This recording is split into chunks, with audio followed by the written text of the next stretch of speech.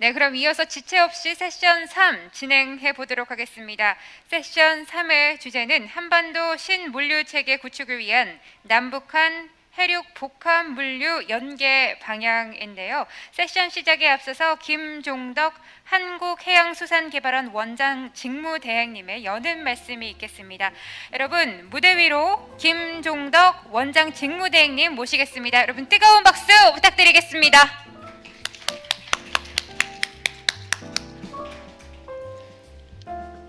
네, 안녕하세요. 지금 소개받은 한국해양수산개발원 김종덕입니다. 먼저 오늘 한겨레 부산 국제 심포지움에 한반도 신물류 체계 구축을 위한 남북한 해륙 복합 물류 연계 방향 세션을 찾아주신 내외 기빈과 참석자 여러분들께 환영의 말씀을 드립니다. 또한 본 심포지움을 공동 주최하는 한겨레 통일문화재단과 부산광역시 공동 주관한 한겨레 평화연구소에 감사의 마음을 전하고 싶습니다. 특히 오늘 기조연설을 맡아주신 찰스 모리슨 EWC 전 총장님과 사회를 맡아주신 KDI 이석 선임연구위원님, 그리고 온라인으로 참석하고 계시는 프랑스, 러시아, 중국, 일본의 전문가 여러분께도 감사의 말씀을 드립니다.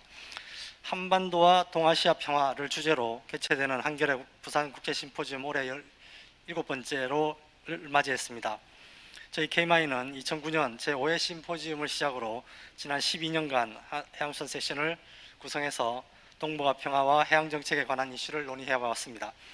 오늘 KMI 세션은 세 분의 발표자를 모시고 개최하게 되었습니다. 첫 번째 발표는 세자르 디크리에 박사님께서 한반도 해운 물류 네트워크 변화와 전망을 발표해 주실 예정이고, 두 번째는 레오닝 대학교 장동명 교수님께서 지속 가능한 중국 한반도 교통 물류 네트워크 구축에 대해서 발표하시고, 마지막으로 저희 KMI의 윤인주 박사께서 바다를 잃어버린 북한의 해륙 물류 네트워크 구축 방안을 주제로 발표해 주시겠습니다. 말씀드린 세 가지 내용을 주제로 해서 일본 에리나의 미무라 미스히로 조사연구부장님, 블라디보스토크 국립경제서비스대학교 전명수 교수님, 한국산업은행의 김영희 선임연구위원님, 그리고 KMI 종합정책연구본부 이성호 본부장님을 모시고 토론이 이어질 예정입니다. 물건과 사람의 교류, 즉 물류는 평화 형성에 있어서 가장 기본적인 조건이라고 생각합니다.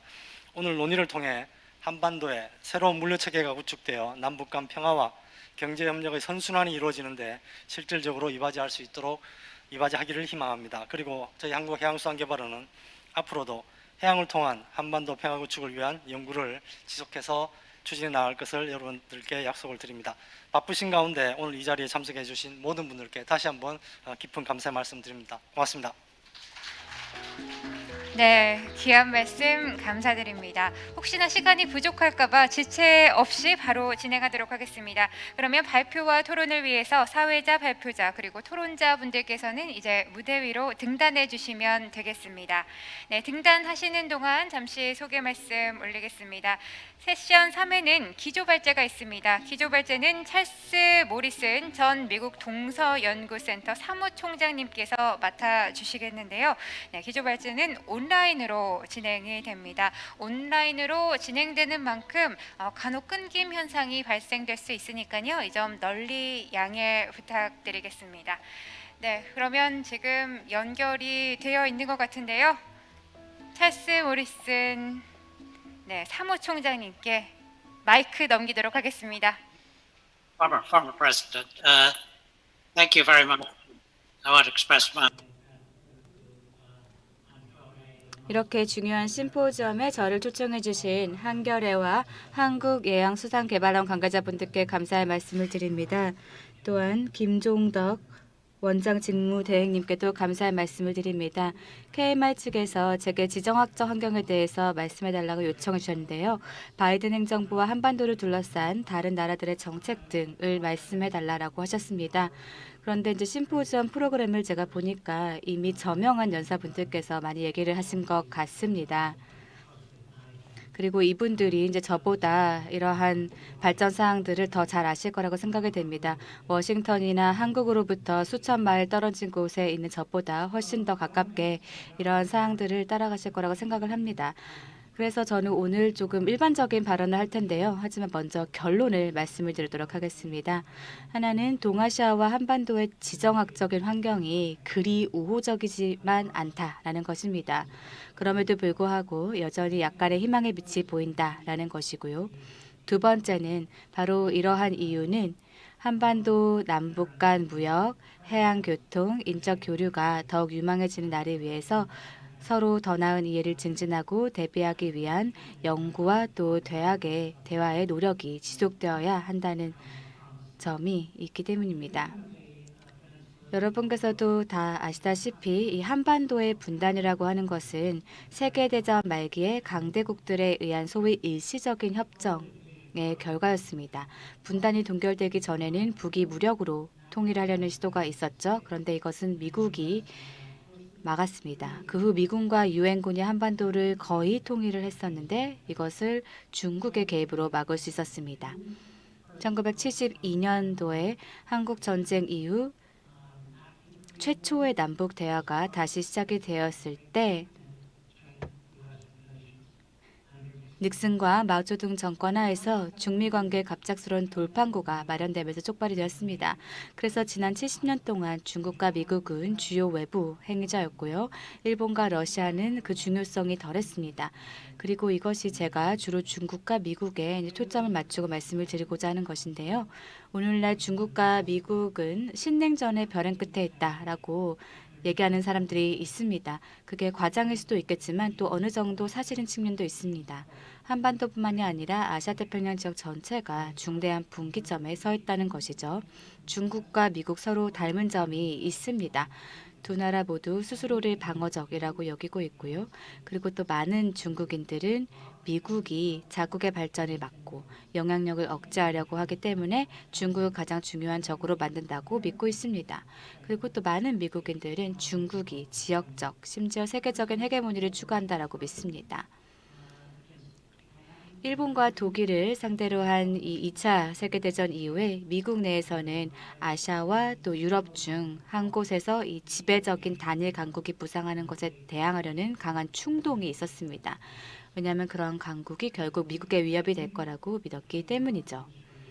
트럼프 행정부와 지금 바이든 행정부 사이에는 중국 정책에 거의 변화가 없다라고 볼 수 있습니다. 미국의 정치적인 합의는 이제 중국을 담과 같이 생각하는 것인데요. 중국이 남중국해에서 국제법에 어긋나는 행동을 하고 있고 또 일본과 대만을 도발을 하고 또 경제력을 이용해서 뭐 예를 들면 또 사드로 인해서 한국을 비롯한 호주, 팔라우 그리고 또 심지어 노르웨이까지 다른 나라를 괴롭히고 또 기타 많은 더 안 좋은 그런 행동을 한다고 생각을 해서 중국을 지역 영내 질서에 대한 주요 위협으로 보고 있는 것이죠. 그래서 이러한 것은 또 긴장을 고조시키고 있습니다. 하지만 동시에 또 협력의 가능성들을 열어주고 있습니다. 그래서 긴장이 고조되고 무역전쟁과 일부 투자 제한에도 불구하고 중국이나 미국 어느 쪽에도 이득이 될 거라고 생각하기는 어렵고요. 그러나 이렇게 강한 어떤 의도가 없더라도 정치적 역학과 그리고 또 셈법의 이러한 착오는 긴장이라는 것을 초래할 수가 있다라고 말씀을 드릴 수 있겠습니다. 바이든 대통령께서 어제 시 주석에게 화상회담의 취지를 이렇게 정리를 했습니다. 경쟁이 갈등으로 번지지 않도록 하기 위한 것이다 라고 말했죠. 이것은 단순하고 매우 간단한 갈등이라고 할 수 있습니다. 저는 앞으로 이러한 미중 간의 고위급 회의가 더 정례화되기를 바랍니다.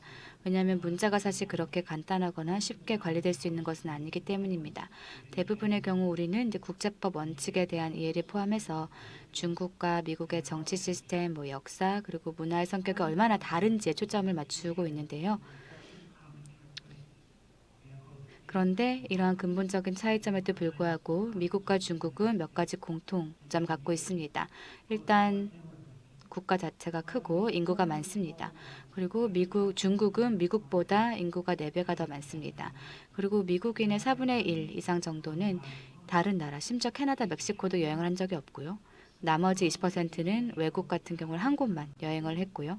또 중국의 해외여행의 대부분은 대도시에서 온 그런 관광객들이고 또 반면에 팬데믹이 발생하기 불과 1년 전인 2019년에는 한국인의 절반 이상이 해외여행을 다녀왔다고 합니다. 두 나라의 대외 정책도 국내 정치와 또 인식에 있어서 많이 좌지우지가 됩니다. 미국 입장에서 보면은 바이든 대통령이 오랫동안 외교 정책 경험을 구축했기 때문에 바이든이 대통령이 되면은 트럼프의 상당히 많은 민족주의적인 미국 우선주의 정책을 빠르게 뒤집을 것이다 라고 생각을 했었습니다. 바이든은 기후변화라든지 동맹에 대한 지지 그리고 팬데믹 정책과 같은 다수의 지지를 받을 거라고 생각했던 정책들을 번복을 했습니다. 하지만 바이든은 트럼프가 시작을 했던 대중 관세라든지 기술 제한 기조를 계속해서 이어갔고요. 중국의 인권 기록에 대한 비판을 강화했죠. 바이든의 박빙의 대선 승리는 이전의 민주당 후보 힐러리 클린턴보다 블루칼라 노동자들과 교회 여성들 사이에서 높은 지지를 받게 되었고 바이든은 이 지지 기반층을 유지하기 위해 간절히 노력하고 있습니다. 그래서 바이든은 미국 우선주의와 무역 정책과 중국에 대한 강경한 접근 등 인기가 많았던 트럼프 정책들을 버리지 않을 것입니다. 중국은 성장률과 또 사회 이동성이 둔화되고 부채가 늘고 있습니다. 여기에는 이제 불만의 기류가 깔려 있는 것으로 보이는데요. 시진핑 정부는 언론 통제를 강화하고 있고 정부의 권위를 훼손하는 것으로 보일 수 있는 기업 활동을 제한하는 것으로 대응을 하고 있고요. 중국의 국제적 언사는 더욱더 가혹해졌습니다. 그래서 몇몇 외교관들은 이런 전랑, 늑대 전사들로 유명해지면서 중국은 전랑 외교를 하고 있습니다. 그래서 지금 보시다시피 이 양국 같은 경우에는 본인들의 그런 영내에서 어떤 중간 왕국의 그런 역할을 하였습니다. System where there are large, medium, and small countries. 두 나라 모두가 유럽과 달리 자신들의 이웃에서 지배적인 중간 왕국에 대한 역사를 가지고 있기 때문에 대국, 중소국가, 소국이겠지만 경제력이 더 파편화되고 전혀 존재하지 않는 다극적인 국제 체제에 대한 깊은 경험이 없습니다. 국가는 진적으로 패권 국가가 될 수 있습니다. 한때 세계 GDP의 절반을 육박했던 미국의 점유율은 꾸준히 하락하고 있고 중국의 점유율은 상승하고 있지만 중국의 점유율이 미국을 넘어선다 해도 중국은 100년에 한 번 미국처럼 시스템적으로 지배적이지 못할 것입니다. 권력이 더 분산되고 중간 권력이 중요해질 것입니다.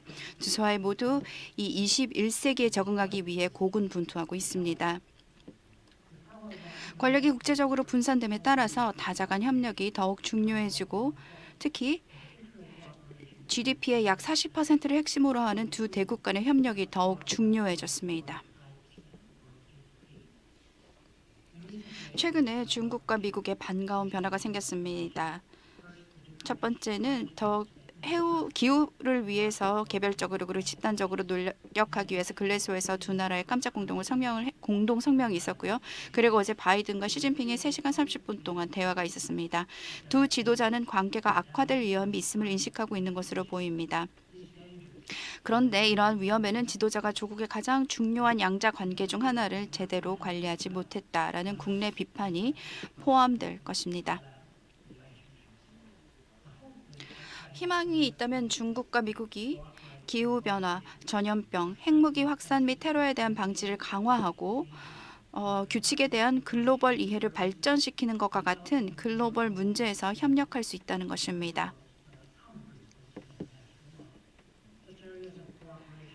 이러한 협력 분야는 다른 분야의 악의적인 경쟁과 공존하게 될 것이고 사실 이는 관리가 쉽지 않거나 해당 분야의 대중이 이해하기 어려울 것입니다. 이제 더 큰 환경이 남북관계와 유엔 제재의 미래에 의미하는 것은 무엇일까요? 당연히 중국과 미국의 긴장이 증가했습니다. 긴장은 한국 문제에 대한 관심을 돌리고 또 진전을 더 어렵게 만들 것입니다. 또한 한국의 경우 가장 큰 경제 파트너인 동맹이자 안보 파트너인 두 강대국 사이에서 한국이 그 선택을 강요받는 것을 원하지 않기 때문에 한국과 다른 아시아 국가의 지도 리더십을 도전적인 위치에 두게 됩니다. 그러나 중국과 미국이 글로벌 문제에서 협력할 수 있다면 한반도가 적절한 고려 대상이 될 것입니다.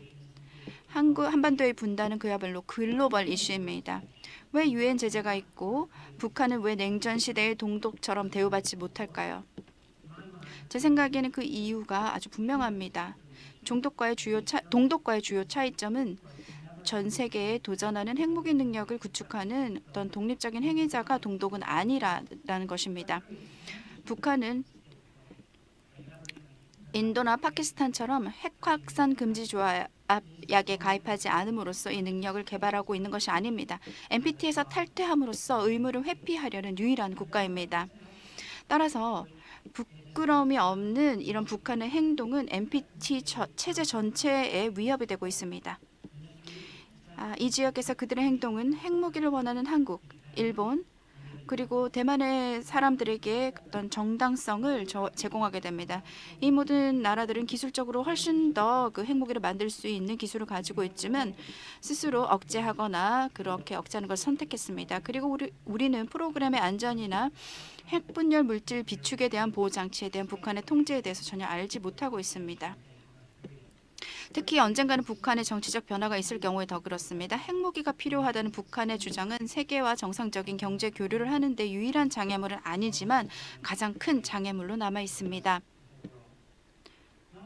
북한은 우리의 의도가 아무리 선이라도 그 잠재적인 우려를 가지고 있습니다. 비확산은 중국과 미국이 접근 방식이 달라도 당연히 우려해야 할 문제입니다. 따라서 과거 육자회담에서 북한을 제외한 한국, 러시아, 일본 등 5개국이 긴밀히 협력하고 공동의 전략을 강구하는 것이 세계 강대국이 직결하는 것처럼 적절합니다.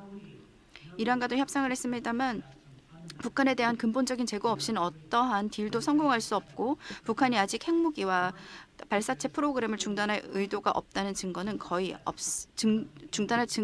의도가 있다는 증거는 거의 없습니다. 그래서 우리가 할 수 있는 것은 무엇일까요? 일부에서는 평화에 대해서 거창한 거래로 말하는 것이 유행이 되었지만 평화가 이런 식으로 오는 경우는 드뭅니다. 일반적으로 비전을 갖고 벽돌을 하나하나 길을 거설하는 힘든 일을 함으로써 이루어졌습니다.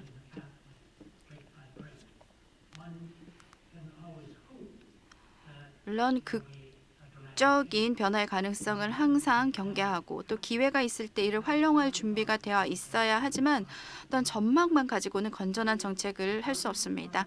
저는 문재인 대통령이 중재한 회담인 김정은 위원장과 트럼프 전 대통령이 기꺼이 대화하겠다는 그런 의지를 지지를 했었습니다.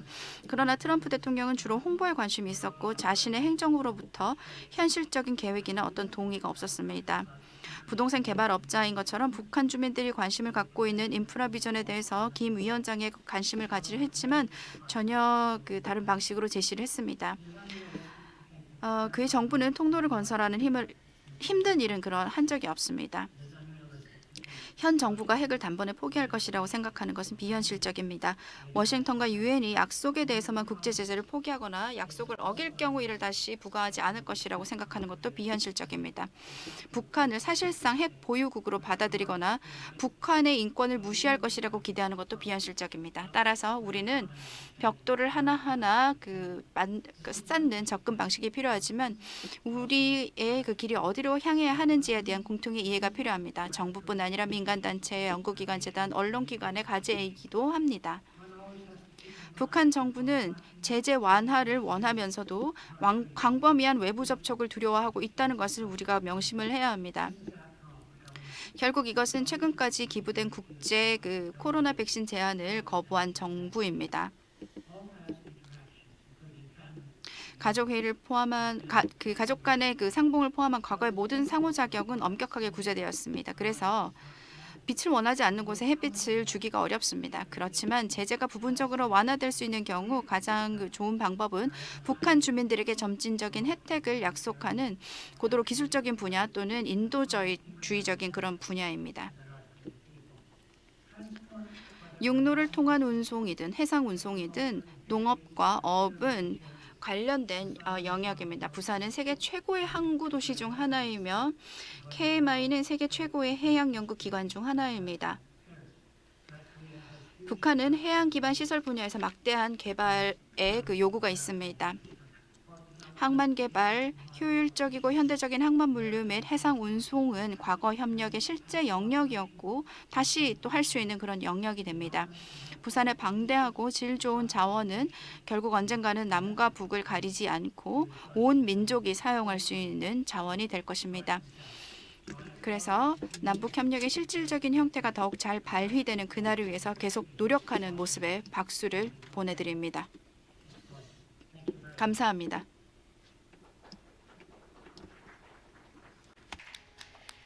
네, 감사합니다. 찰스 모리슨 전 사무총장님의 기조 연설이었는데요. 여러분 다시 한번 뜨거운 박수 부탁드리겠습니다. 네, 이어서 개별 발제자분들 소개 올리겠습니다. 발제에는 세자르 디크리의 프랑스 국립과학연구센터 연구소장님, 그리고 장동명 랴오닝 대학교 교수님, 윤인주 한국해양수산개발원 연구위원님이 맡아주시겠습니다. 세자르 디크리의 소장님과 장동명 교수님은 온라인으로 연결되는 점 참고 부탁드리겠습니다. 먼저 세자르 디크리의 프랑스 국립과학연구센터 연구소장님께서 발표해 주시겠는데요. 주제는 한반도 해운물류 네트워크 변화와 전망입니다. 여러분 뜨거운 박수로 환영해 주시면 감사하겠습니다. Thank you. 네, 감사합니다. 한겨레 그 재단과 KMI 측에 이렇게 저를 초청해 주셔서 감사드립니다. 저는 제가 이때까지 해온 그 연구 결과를 여러분들께 발표드리게 될 것인데요. 북한의 해운 해송 그리고 해운 네트워크에 관한 연구였는데요. 1970년대부터 지금까지 어떤 그 해운 활동이 있었는지에 대해서 연구를 하였습니다. 이것을 통해서 북한의 그 연결성의 어떤 트렌드를 볼 수 있고, 그리고 북한이 어떤 발전을 하고 있는지를 알 수 있는 계기가 될 것이라고 생각합니다. 그리고 또한 북한의 물류 관계를 알 수 있게 된다고 생각을 합니다. 동북아에서 그리고 전 세계에서 어떤 물류 관계를 가지고 있는지 우리가 알 수 있다고 생각을 합니다.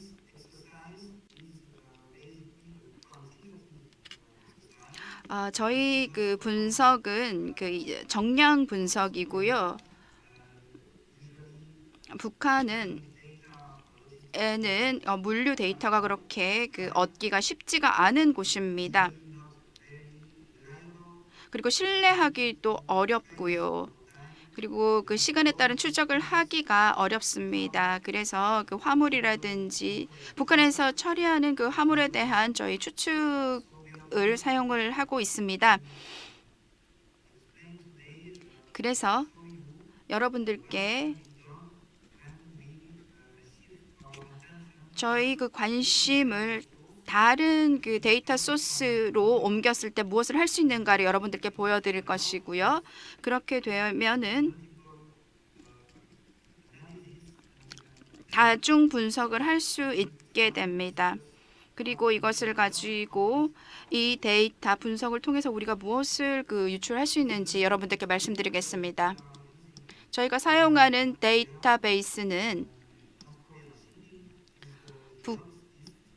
로이드 목록입니다. 로이드는 해양보험 회사이고요. 18세기부터 있어온 회사입니다. 영국 회사이고요.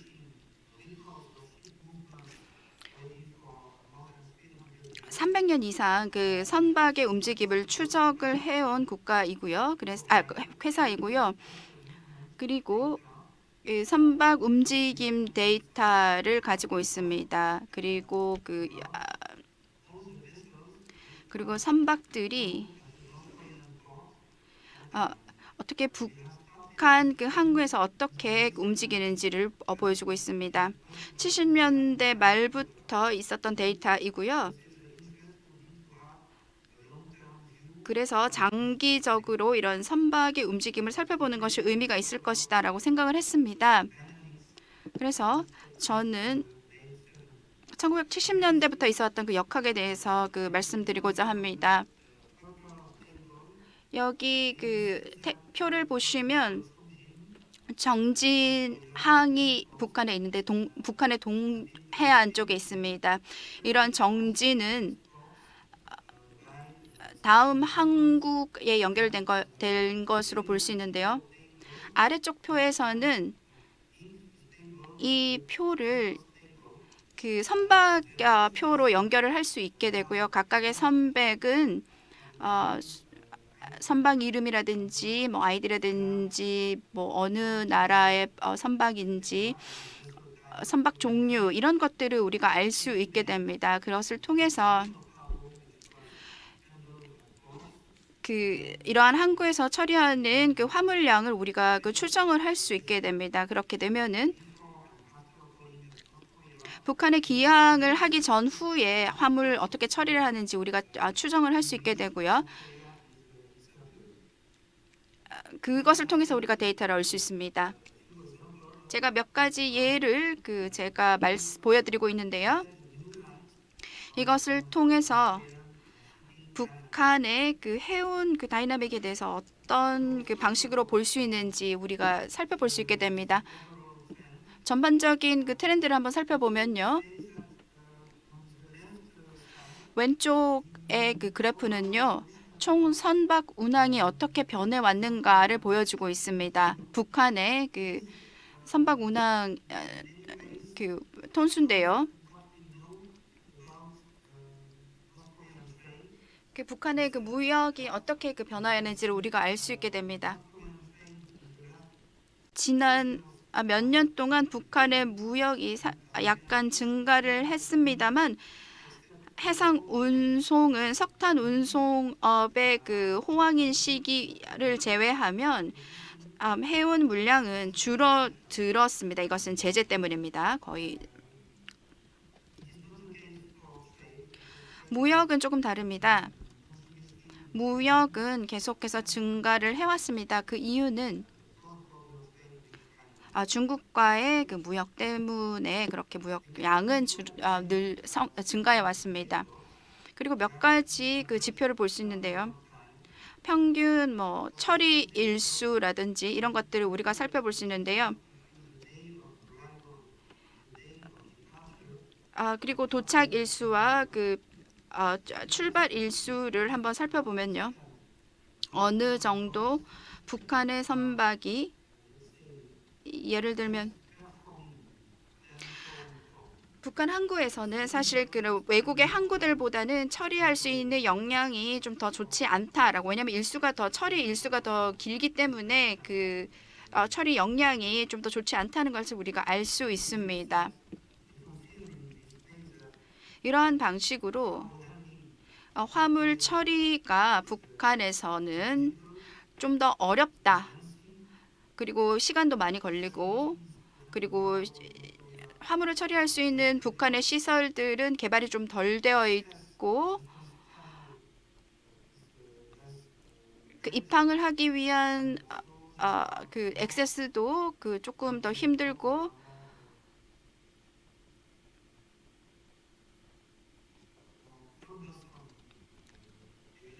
그리고 규제 자체도 좀 더 어떤 선박을 검사를 한다든지 이런 규제가 좀 더 복잡하다는 것을 우리가 추측을 할 수 있습니다.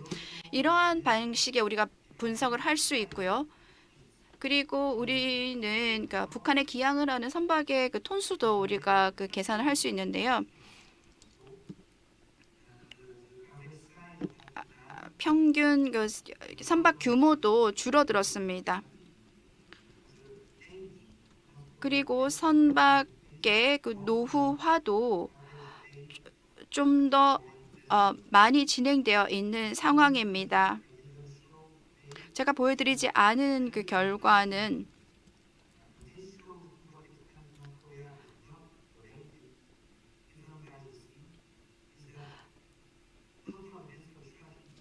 북한의 해상 트래픽은 주로 외국 선박이 간다는 것입니다. 자국선은 개발이 되어야 될 것입니다만 외국 기선들이 주로 북한의 항만을 이용을 하고 있다는 것을 말씀드릴 수 있습니다. 그리고 북한이 전 세계에 어떻게 연결되어 있는가를 지리적으로도 우리가 연결성을 살펴볼 수 있는데요. 두 개의 기간을 두고 저희가 분석을 해봤는데요. 첫 번째는 77년부터 87년까지인데요. 그리고 아래쪽에는 2010년부터 21년 사이의 연결성입니다. 왼쪽에 있는 숫자는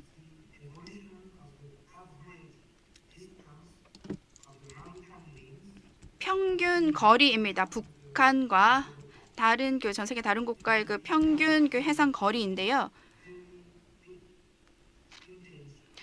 아주 급격하게 줄어든 것을 우리가 볼 수 있습니다. 연결성이 아주 많이 줄어든 것을 우리가 볼 수 있습니다. 북한은 주로 주변국들과 더 많이 연결이 되어 있고 단거리에 주로 집중되어 있다는 것을 알 수 있습니다.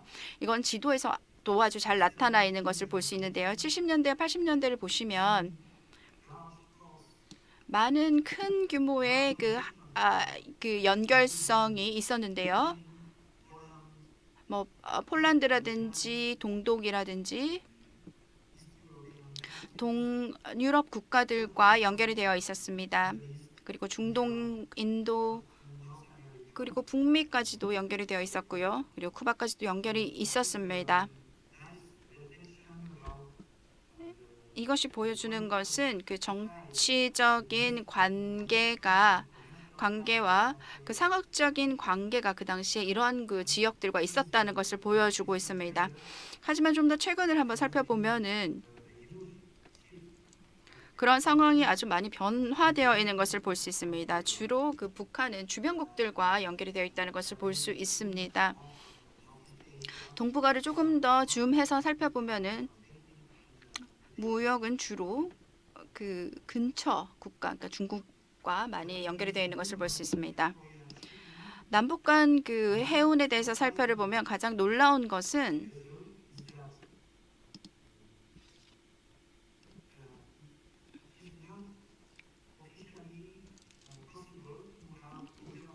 공식적으로 남북 간에는 해운 운송이 2010년까지는 불가능했다라고 나와 있습니다만 로이드에 따르면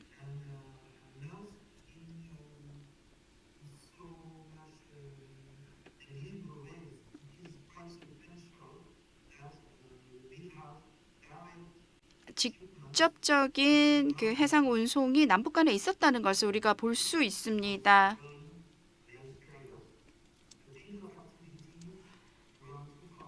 (2000년) 정도의 가장 교역량이 많았는데요. 이게 남북 간의 협력이 있었기 때문입니다. 그 당시에요.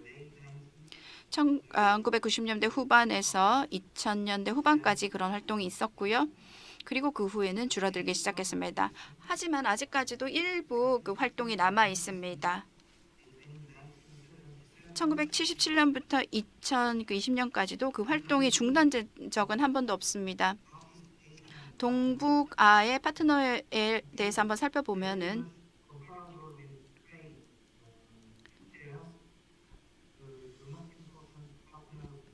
무역 쉐어와 비교가 될 수 있는데요.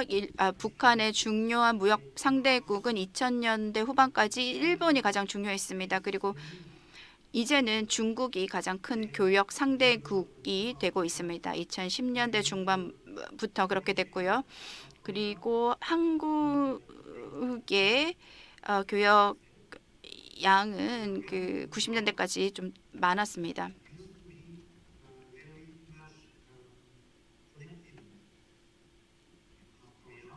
그래서 이들 국가는 북한과의 연결성이 있었다라는 것을 보여주는 것이고요. 하지만 원거리 국가들과의 교역량은 많이 줄어들었습니다.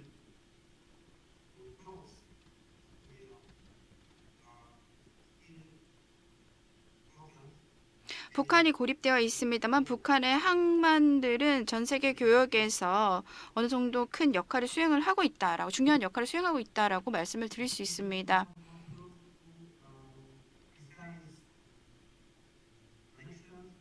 연결뿐만이 아니라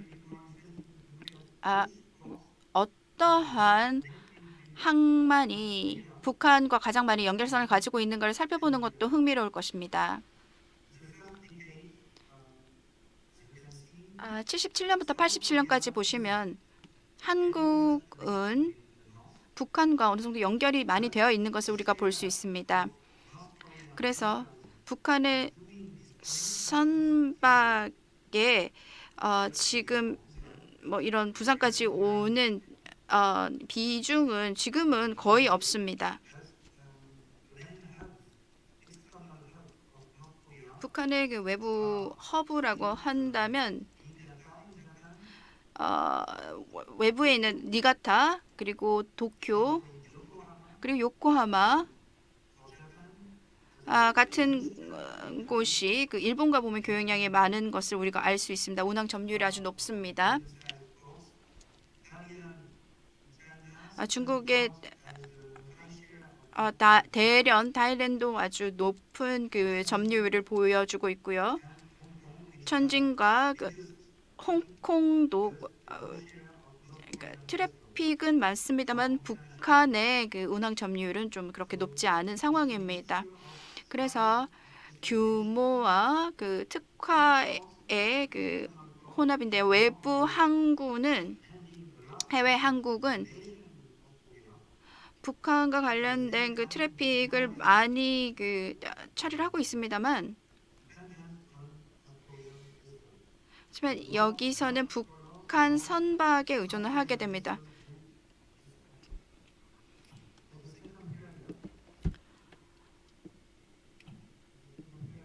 이제 그 두 번째 기간을 보면은 니가타가 일본은 니가타가 가장 큰 것을 볼 수 있습니다. 대부분의 그 일본 항구들이 북한과의 어떤 연결이 좀 많이 줄어든 것을 볼 수 있습니다. 대련과의 그 점유율이 높아진 것을 볼 수 있고요. 중국의 동북 그 항만들이 외부 그 항만으로서 그 지위가 많이 높아진 것을 볼 수 있습니다. 북한의 선박 운항 점유율이 아주 높아진 것을 우리가 볼 수 있죠.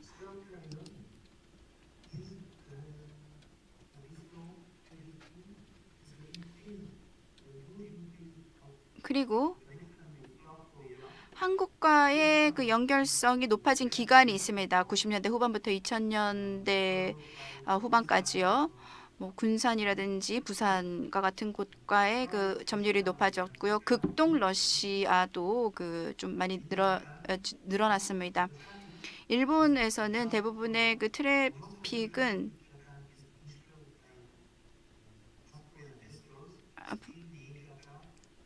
일본에서는 니가타가 가장 큰 그 점유율을 가지고 북한의 선박 운항 점유율을 가지고 있는 항만입니다.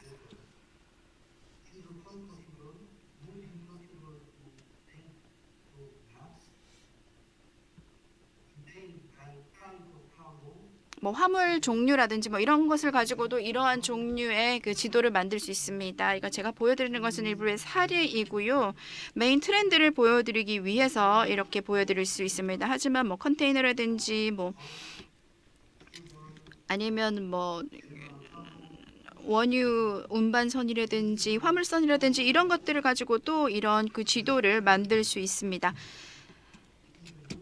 마지막 기간인 2010년부터 21년 사이에 그 운항 점유율을 보면은 중국으로 많이 편중된 것을 볼 수 있습니다. 대련이 북한의 외부 주요 항만인 것을 우리가 볼 수 있고요.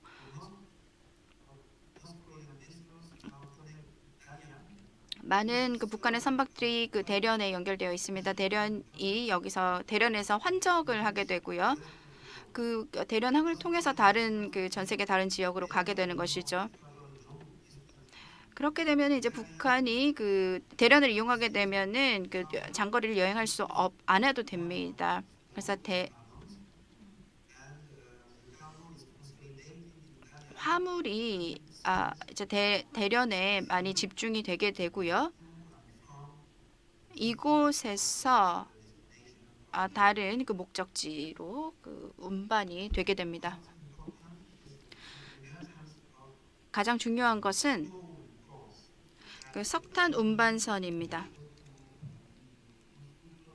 장수 지역에 보면은요, 그 상해 근처에 장인인데요. 이 장인은 사실은 좀 많이 알려진 중국 항만은 아닙니다.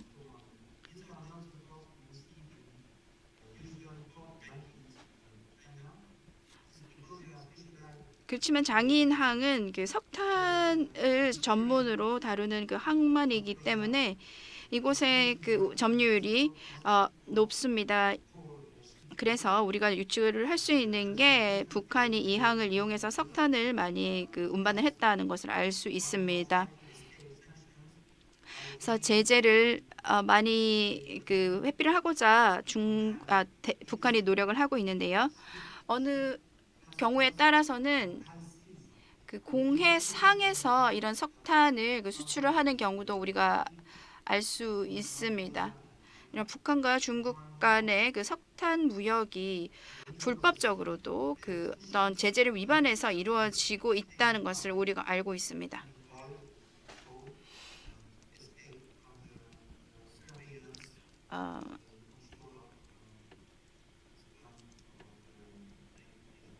유엔의 그 제재를 피해서 그렇게 공해상에서도 그런 환적이 일어나는 것을 우리가 알 수 있습니다. 그리고 마지막으로 제가 보여드리고 싶은 지도는요. 이렇게 설명하기 좀 매우 복잡한 건데요. 모든 화물들이 직접적으로 남북한 간에 이제 운반되었던 그 화물들을 보여주고 있는데요.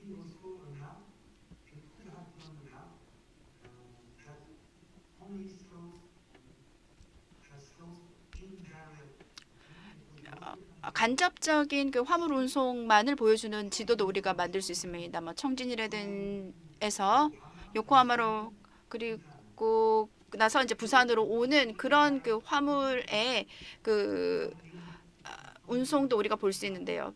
여기서 보여주고 있는 것은 청진에서 부산으로 직접 오는 그런 운송만을 보여주고 있는 지도입니다. 우리가 그 생각해 볼 수 있는 트렌드도 여기서도 볼 수 있는데요. 제일 왼쪽에 제일 첫 번째 10년간인데요. 한국과 남북한 간의 그 주된 활동은 동해를 이용을 했다는 것이고요. 원산항이 주로 이용되었다는 것입니다. 그 당시 원산항이 역동적인 그 석유 클러스터였고요. 그리고 울산도 마찬가지였습니다.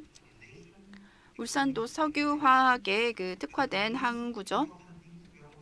그리고 또 인천과도 인천과 남포항이 그 서해안에서는 직접적인 교류가 있었다는 것을 우리가 볼 수 있습니다. 그 시간이 지남에 따라서 이 관계가 좀 더 많이 복잡해지는데요. 그 두 번째 기간, 두 번째 10년간은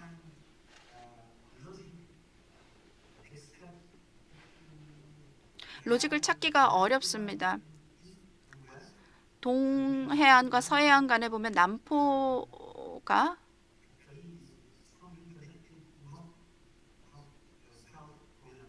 한국의 그 많은 그 항구들과 직접적으로 많은 그 연결 활동이 있다는 것이고요. 그리고 인천 같은 경우는 북한의 그 동해안에 있는 항만과 연결이 되어 있다는 것을 볼 수 있습니다. 그래서 점점 더 뭐 트렌드라든지 이것을 로직을 찾기가 좀 쉽지는 않습니다. 하지만 여기 있는 게 텐진항인데요. 청진항인데요. 여기서 보면은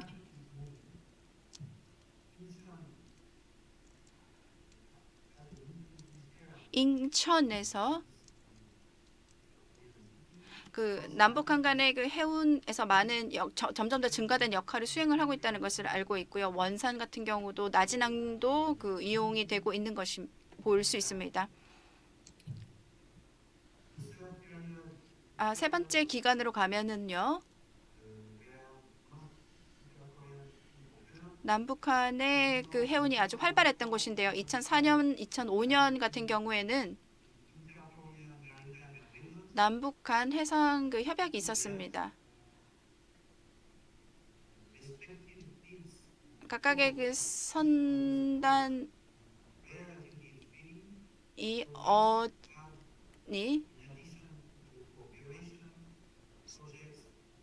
협력 프로젝트도 같이 그 수행을 한다라는 것이 있었고요. 그래서 연결성이 훨씬 더 많아졌습니다. 그래서 매핑을 하기가 아주 어렵게 되어 있었습니다. 인천과 남포 그 서울이랑 평양이랑 그 근처에 있는데요. 그쪽 인천과 남포가 이 두 나라에 있어서 게이트웨이의 역할을 수행하는 것을 우리가 알 수 있습니다. 마지막 기간은요. 남북한의 그 해운 운송에서 아주 많이 그 직접적인 해운 운송에서 많은 그러니까 감소가 있었습니다. 인천과 남포 그리고 나진이 평택이라든지 보령이라든지 울산, 부산과 그 연결이 되어 있는 것을 우리가 볼 수 있습니다. 그리고 마산까지도요.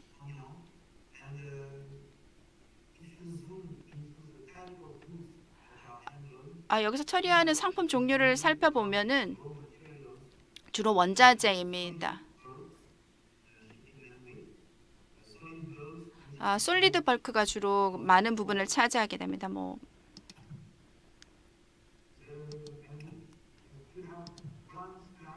한 개 슬라이드 시간이 괜찮다면 제가 하나 더 보여드리고 싶은데요.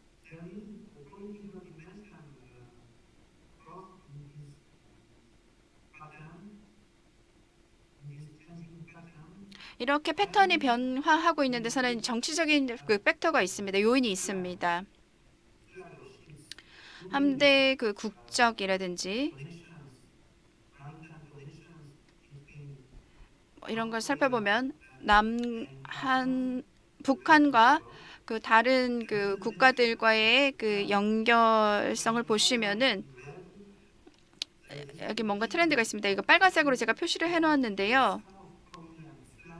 한국 국적의 그 선박들이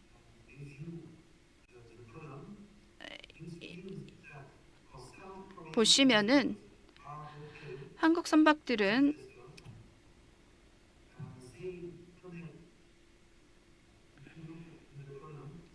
한국 선박들이 있는 그쪽을 보시면 그 나머지 국가들을 보면은 한국 선박은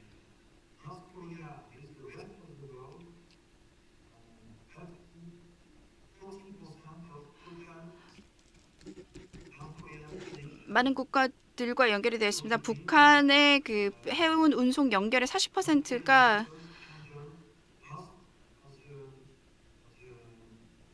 나머지 국가들과 되어 있다는 것입니다. 그리고 더 위쪽으로 올라가시면은 기간이 이제 바뀌게 되는데요. 이전에는 그 장거리 그 선박들이 많이 이용이 되었다라고 한다면 한국의 그 선박들이 북한에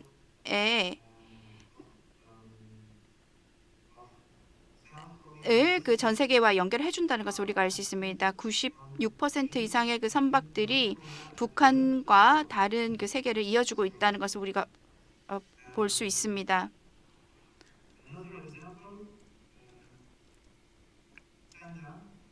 중국의 경우를 한번 살펴보면요. 왼쪽에 제일 첫 번째가 중국인데요. 중국 선박은 제일 위쪽 기간을 살펴보면은 62%의 중국 선박이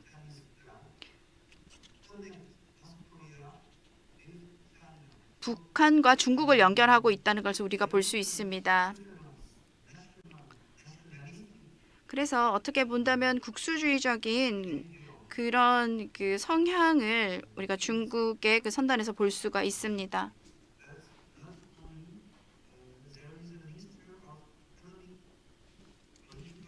경제, 정치적인 요인들이 그 혼합적으로 이런 그 운항 분포에 영향을 미친다고 알 수 있습니다. 일본의 경우에 제일 첫 번째 기간은 일본의 그 선박들, 그러니까 77%의 그 일본 선박들이 북한과 일본 활동에 주로 그 집중을 했다는 것을 볼 수 있습니다. 이것이 아주 강력한 국수주의적인 정책이라고 우리가 볼 수 있는데요.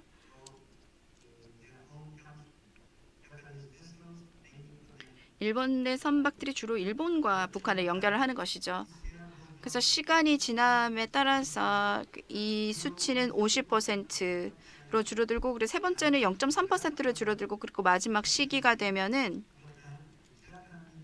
일본 선박이 점점 더 많이 그 한국과 북한을 연결해주고 있다는 것을 우리가 볼 수 있습니다. 어떻게 그 다른 그 선박들이 그 활동을 어떻게 변경하는가를 보는 것이 흥미롭습니다. 북한과 어떤 특정 국가와를 연결을 하는 데 있어서 그 정치적인 그 상황에 따라서 그러한 트렌드가 바뀌는 것을 우리가 볼 수 있습니다. 물론 뭐 경제성이 좀 더 많이 있다라는 것이 또 다른 이유가 될 수도 있습니다.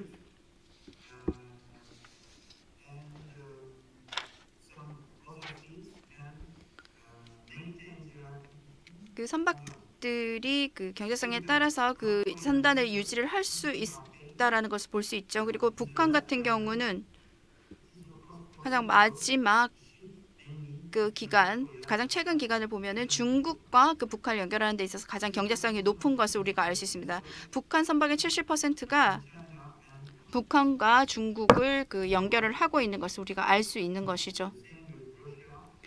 뭐 러시아도 마찬가지입니다. 러시아 선박은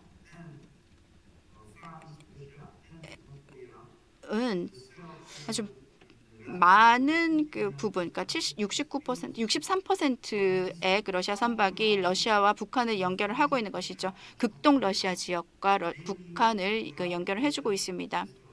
그쪽에 가면 주로 이제 러시아 선박을 우리가 볼 수 있는 것이죠. 그래서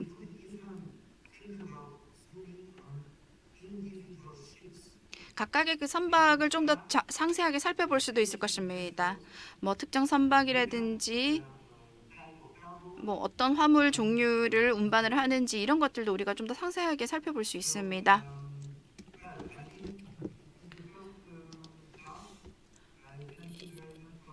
네, 그 경청해 주셔서 감사드립니다. 이제 질문이 있으시면 제가 커멘트가 있으시거나 하시면 저에게 해주시면 제가 답변해 드리겠습니다. 같은데요. 여러분 뜨거운 박수 부탁드리겠습니다.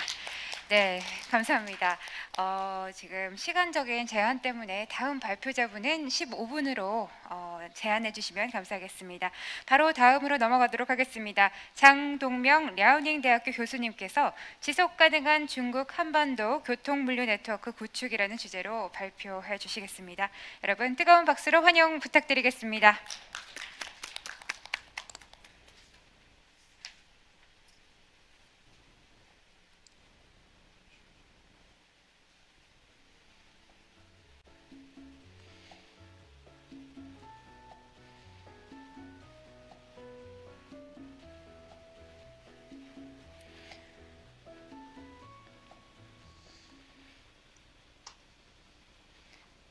Hello, Professor. 보이시나요? We get started. Thank you. 네, 시작 부탁드립니다. 예, 감사합니다. 형 주최 측에서 이렇게 좋은 자리를 초청해 주셔서 감사드리고 또 한국해양수산연구원에서 추천해 주셔서 저희도 감사드린 바입니다. 시간상에서 제가 바로 제 연구해온 그 내용을 여러분들하고 상의하고 여러분한테 제 연구한 내용을 이렇게 보고 드리자고 합니다.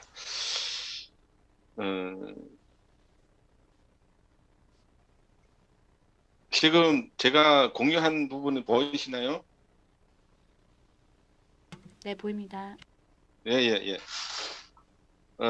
제가 오늘 그 말씀드리자는 부분은 이제 지속 가능한 중국과 한반도의 Korean Peninsula 교통물류 네트워크를 구축, 사실 다 주지하다시피 현재는 유엔 제재 때문에 모든 분야가 지금 중단된 상태이기 때문에 결국은 최근 몇 년 그 새로운 정책은 별로 없고 과거의 것을 제가 연구한 부분을 결정을 해서 최근에 조금 보완해서 제가 말씀드리고자 합니다. 제가 이 머리말 들어가는 부분에서는 이제 아시아 태평양 지역에서 이제 새로운 경제 협력 구면을 형성된다라고 이제 말씀드리고 싶고, RCEP는 이제 내년부터 이제 공적으로 발효되고 1월 1일 날부터. 근데 여기 한국 쪽에서는 아직 그 국회 허락을 안 나왔다고 지금 알고 있습니다. 이런 상황에서 사실 아쉬운 것은 이 DPRK가 아시아뿐만 아니라 이제 주변 국가들을 하고 모든 이제 경제 협력이 이제 중단된 상태가 이제 안타까웠고, 여기서 사실 중국은 이제 여러분도 알다시피 테일러가 그냥 지속적으로 추진하는 거고, 사실 그 핵심적은 호렌호통이라고 제가 네 글자라고 이제 결론 특징을 말씀드리고 싶고, 여기에서 이제 무역이나 자금이나 민심이나 정책 부분은 사실 정치적 분야인데 상당히 중요하고, 사실 이 분야에서 봤을 때는 중국과 이 DPRK는 5개년 경제 발전 전략 전에부터 이제 경제 특구를 이렇게 20여 개를 설치해 놓고, 최근에 이제 노동당 7차 대표대회하고 8차 대표대회에서도 경제 발전을 많이 강조하고 있습니다. 자리역 경쟁이라고 오전에 발표한 분들도 많이 언급했는데, 여기서 제가 이 7차 대표하고 8차 대표 대표 구성원을 이제 분석해 봤는데, 가장 크게 변한 퍼센트가 이제 군인 대표가 대폭 줄이게 되고, 그 다음에 이제 경제 관리 간부나 관련된 간부 비리가 이제 대폭 증가되었습니다. 이것은 어떻게 말하면 DPRK에서 경제 발전을 중요시한다는 것을 설명할 수 있다고 제가 개인적으로 판단합니다. 또 우리 ROK에서는 이제 다 알다시피 이런 전략도 내세우고, 사실 이런 면에서 봤을 때는 중국하고 코리안 페닌슐라 사이에 경제 협력 분야 중에 이제 정책적인 전략적인 그 연결 관계는 충분히 있다고 저는 봅니다. 사실 제가 여기에서 말씀드리기 싶은 포인트 중에 하나가 이제 남북 한반도 이제 코리안 페닌슐라 이제 교통물류 연결 문제인데, 제가 생생하게 99년도에 제가 처음으로 한국에서 이런 내용을 발표한 적도 있었습니다.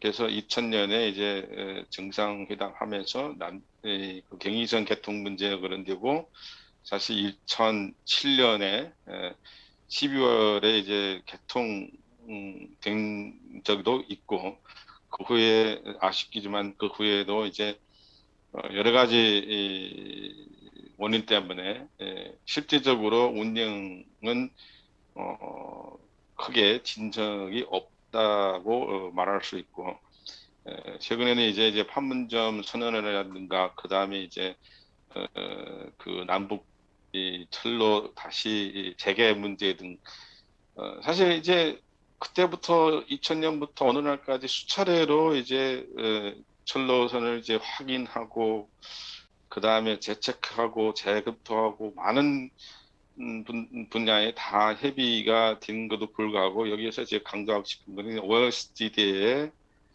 한국이 이제 2018년 6월에 이제 가입되고, 사실 지도상에서 말하면 부산에서 화물 컨테이너가 이 경의선을 경유해서 중국 네, 교수님. 안동까지 교수님 죄송한데요. 예. 지금 자료 공유가 안 되어 있다고 연락을 받았거든요. 그래서 자료 공유 자료 공유 공유가? 버튼을 좀 눌러주시면 감사하겠습니다. 제가 이제 눌렀는데 잠깐만요. 네, 감사합니다.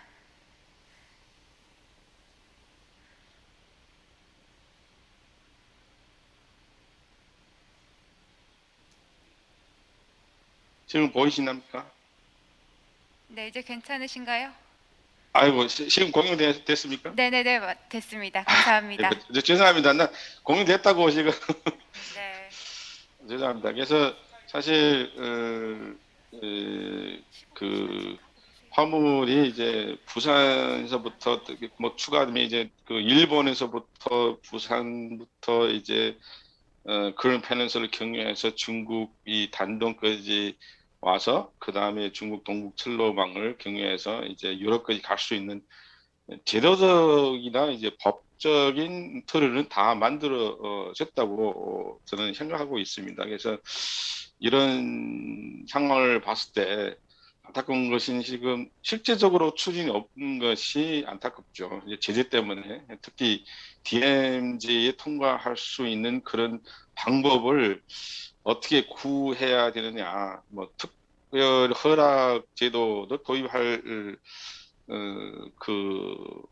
필요성도 검토할 필요가 있다고 이제 저는 개인적으로 생각합니다. 그래서 여기에서 제가 여러분 다 알다시피 중국하고 DPRK 사이는 이제 공식적으로 12개 통상국가 있습니다. 이 12개 통상국으로부터 이제 중국하고 DPRK 사이에 물류나 화물이나 이제 거래하게 되고 거기에서 이제 역사는 오래입니다. 이제 뭐 북경하고 평양 사이는 54년부터 시작했고 그 다음에 평양하고 모스크바도 이제 중국 경유한 이 국제선이 이제 55년도 개통되고 그래서 항만 분야를 보면 단동하고 신의주라든가 뭐 지반하고 만포라든가 동문하고 남양이라든가 이제 중국하고 RK 사이에 이제 그 통상국은 충분히 있습니다. 물론 인프라 시설이 좀 열악하지만 최근에 인프라 시설이 중국 측에서 많이 개선되어 있고 예를 들어서 이제 그 2010년에 그 중국하고 DPRK 사이에 이제 그 압록강 그 육교 건축 그 협의를 다시 새로운 협의했고 그 다음에 사실 현재는 이 육교는 다 건축된 상태입니다. 근데 개통이 지금 언제 되냐 지금 다 그게 관심이 있는데 지금 제재 때문에 사실 개통되기 어렵고 또 최근에는 이제 2019년, 2020년부터 이제 코로나 때문에 DPRK에서 이제 그 통관을 완전히 이제 클로즈하기 때문에 좀 어려운 상황을 부딪히고 있습니다. 그래서 우리 지도상에서 봤을 때는 이게 중국글이 되지만 사실 이렇게 이것이 따라가는 줄이가 여기 압록강입니다. 압록강이지만 이 압록강이 여기 압록강 신교고 이 신교가 이제 건축 완공된 지 준공된 지 이미 다 5년 이상이 넘었습니다. 그래서 이 지도를 보면 이제 단동하고 여기 대련이고 그 다음에 이게 지난 여기야 요 위치가 이제 황금평입니다. 그래서 황금평 그때 개발할 때도 중국하고 DPRK 사이에 협의가 다 되어 있고 국어에서 나오는 이 지도를 보면 중국 이쪽은 중국이요. 중국은 이제 필요한 인프라 시설은 다 건축 완공됐고 준공됐고 DPRK 측에서 보면 옛날에보다도 과거에보다도 이제 뒤척 있는 것으로 이제 보이게 됩니다. 그래서 중국하고 한반도 사이 교통물류 협력은 사실 제도상이나 이제 기술상이나 뭐 저는 개인적으로 문제가 없다고 보고 있습니다. 근데 과제는 이제 유엔 체제가 언제 어떻게 어느 정도까지 어느 분야부터 이제 해제되느냐. 저는 개인적으로 이 교통 물류 분야가 먼저 해제할 필요가 있고 여기서 이제 해제가 되면 이제 인도적인 물자이나 한국에서 ROK에서 중국이 수출한 화물이나 일본에서 한국을 경유해서 중국에 수출한 물류나 그 동북아의 경제 회랑을 이렇게 형성하는 데서 이제 교통 물류 분야가 상당히 중요한 역할을 할 수 있고 거기에서 돌팔구 역할도 할 수 있다고 저는 오래전부터 주장하고 했습니다. 그래서 그 다음에는 이제 그 낙관적인 전망을 하면 이제 이 그런 페닌슐라 이 경제 지속적인 원화는 이제 경제 협력을 하자고 하면 이제 유엔 제재를 어떻게 해제를 시작해야 되냐는 문제인데 거기에서도 저는 이 해상 수송도 그렇지만 이제 유엔 제재 때문에 육상에서 아마 육상하고 해상을 결합해서 같이 추진해서 그런 페닌슐라가 동북아 경제 협력 중에 중축인 이전 경제 회랑을 될 수 있게끔 만들어 나가야 되는 것이 이제 유력하다. 결론적으로 이제 말씀드리기도 하면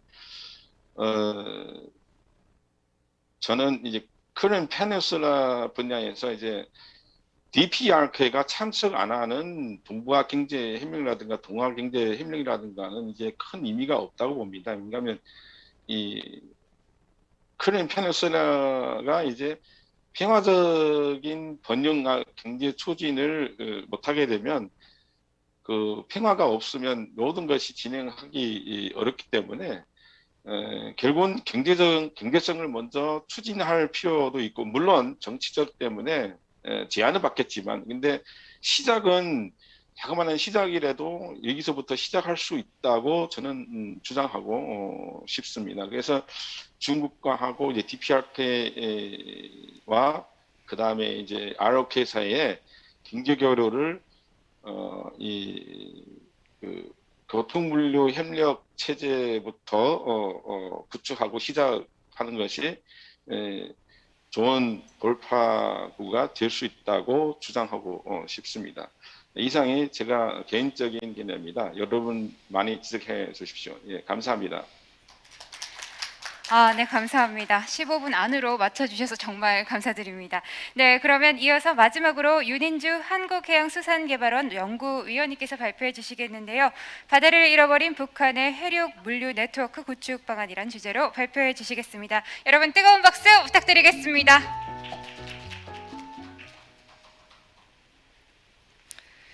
안녕하세요. 소개받은 한국해양수산개발원 윤인주입니다. 가급적 시간 내 말씀드리기 위해서 조금 말을 빨리 하도록 하겠습니다. 제가 준비한 슬라이드가 좀 많은데요. 크게 세 가지 말씀을 드릴 겁니다. 앞서 사실 세자르 박사님과 저희가 좀 공동 연구를 한 부분이라서 세자르 박사님 하셨던 그 부분 중에 제 논의를 진행시켜 가는데 필요한 부분을 좀 부연 설명드릴 겁니다. 북한이 대외무역에서 바닷길을 어떻게 이뤄왔는지를 좀 보여드릴 거고요. 기존의 한반도 신경제 구상이 저희 입장에서만 좀 추진이 된 부분이 있는데 북한 입장에서 좀 양방향으로 추진될 필요가 있다는 논의를 전개할 것이고 마지막으로 저희가 여기 계신 이성호 본부장님과 함께 저희 팀에서 좀 그려본 북한의 한반도 해륙물류 네트워크 안을 좀 제시해 보겠습니다. 세자르 박사님께서 해주셨던 그 같은 자료입니다. 먼저 다이렉트 링크는 북한과 직접적으로 연결된 항구의 수와 국가이고 올 링크는 북한과 간접적으로도 연결된 그 항구와 국가의 수인데 전반적으로 감소 추세에 있는 거 확인하실 수 있고 아래에 있는 인터랙션 레인지는 북한을 기항한 선박들이 전 세계를 얼마나 돌아다니냐를 봤을 때 1970, 80년대는 3,000km 이상 다니던 것들이 지금 최근에 보시면 2010년 초중반에 석탄 운송할 때 외에는 굉장히 거리가 짧아진 것을 보실 수 있습니다. 그리고 이것도 세자르 박사님 보여주셨던 건데 다이렉트 링키지는 북한과 직접 교류를 한 동북아 국가들이고 올 링크는 간접을 포함한 겁니다. 아까 세자르 박사님 말씀해 주신 것처럼 하늘색이 일본, 연두색이 한국, 빨간색이 중국이 되겠습니다. 흥미로운 부분은 아래 부분을 보시면 제일 위에 이제 높이 나와 있는 파란색 그래프가 캐피탈리스트 스테이트입니다. 그러니까 자본주의 국가들하고도 북한이 80년대는 굉장히 교류가 있었는데 지금은 거의 사라졌고 2010년에서 2020년 사이에 높이 솟아있는 이 아더 소셜리스트가 바로 중국이 되겠습니다. 그러면 이렇게 원래 해운은 무역의 주요 수단이 되는데 해운이 줄어들었으면 무역도 같이 줄어들었냐? 그건 아닙니다. 그림에서 보시는 것처럼 검은 선, 점선, 해운은 줄어들었지만 회색으로 나타나 있는 선은 트레이드 무역인데 역으로 올라가 있는 걸 볼 수가 있습니다. 그래서 한마디로 오른쪽 보시는 것처럼 전체 무역에서 메리타임 트랜스포트, 해운으로 운송하는 그 비중이 줄어들었다는 것을 보여주는 것입니다. 이게 그러면 다른 나라도 그러냐? 아닙니다. 왼쪽에 보시면 동북아의 다른 국가들은 다소 떨어지기는 하더라도 전반적으로 선박의 기항수가 증가하지 감소하는 국가는 없습니다. 근데 유독 북한만은 이 선박의 기항수가 감소하고 있고, 오른쪽에 보시면 원래는 대외 무역과 해운이 같은 방향으로 비례를 해오다가 2000년대 초중반 이후로는 무역은 증가하는데 해운은 떨어지는 반비례 현상이 나타나기 시작했습니다. 이것도 이제 세자르 박사님 보여주신 것처럼 1970년대, 80년대는 홍콩이나 상하이를 중심으로 북한에 기항한 선박들이 여기를 거쳤다가 저기 흑해나 유럽, 다른 미주 국가들로, 미주는 아니겠으나 다른 아프리카 국가들이나 교류가 많았지만 지금 점차 그런 루트가 줄어든 것을 확인할 수 있습니다. 사실 세자르 박사님이 하신 자료는 로이드라는 그 영국 성급협회에서 에이전트들이 보고한 자료를 포함한 것이고, 지금 보시는 2016년에서 2021년 최근 이 5개년 상황은 AIS 기준입니다. 그러니까 자동 선박 식별 장치. 북한의 선박들은 주로 끄고 다니는데 자동으로 선박이 움직이는 것을 인공위성을 통해서 감지한 것을 보더라도 전반적으로 멀리 가는 선박들은 줄어들고 중국 동북을 허브로 하는 단거리 해상 교역으로 줄어든 걸 볼 수 있습니다.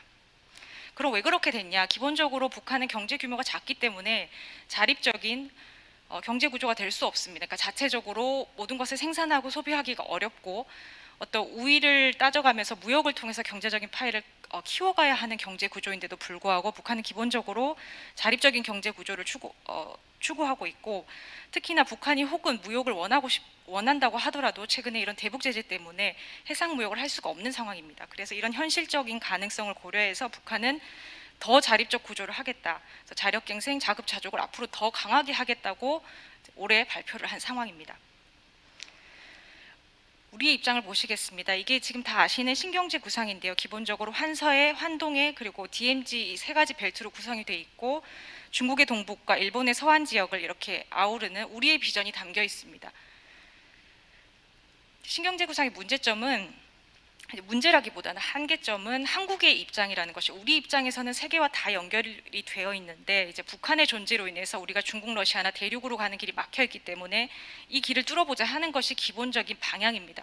근데 이걸 거꾸로 북한 입장에서 보시면 북한 입장에서는 한국 때문에 이제 아래가 막혀 있는 상황인 거죠. 그래서 북한은 동서간에 해운을 하려고 해도 이렇게 한국 제주도 해협을 저 밖으로 돌아가지고 와야 되는 상황이기 때문에 북한 입장에서 봤을 때는 지금 바다로 가는 길이 막혀 있는 상황입니다.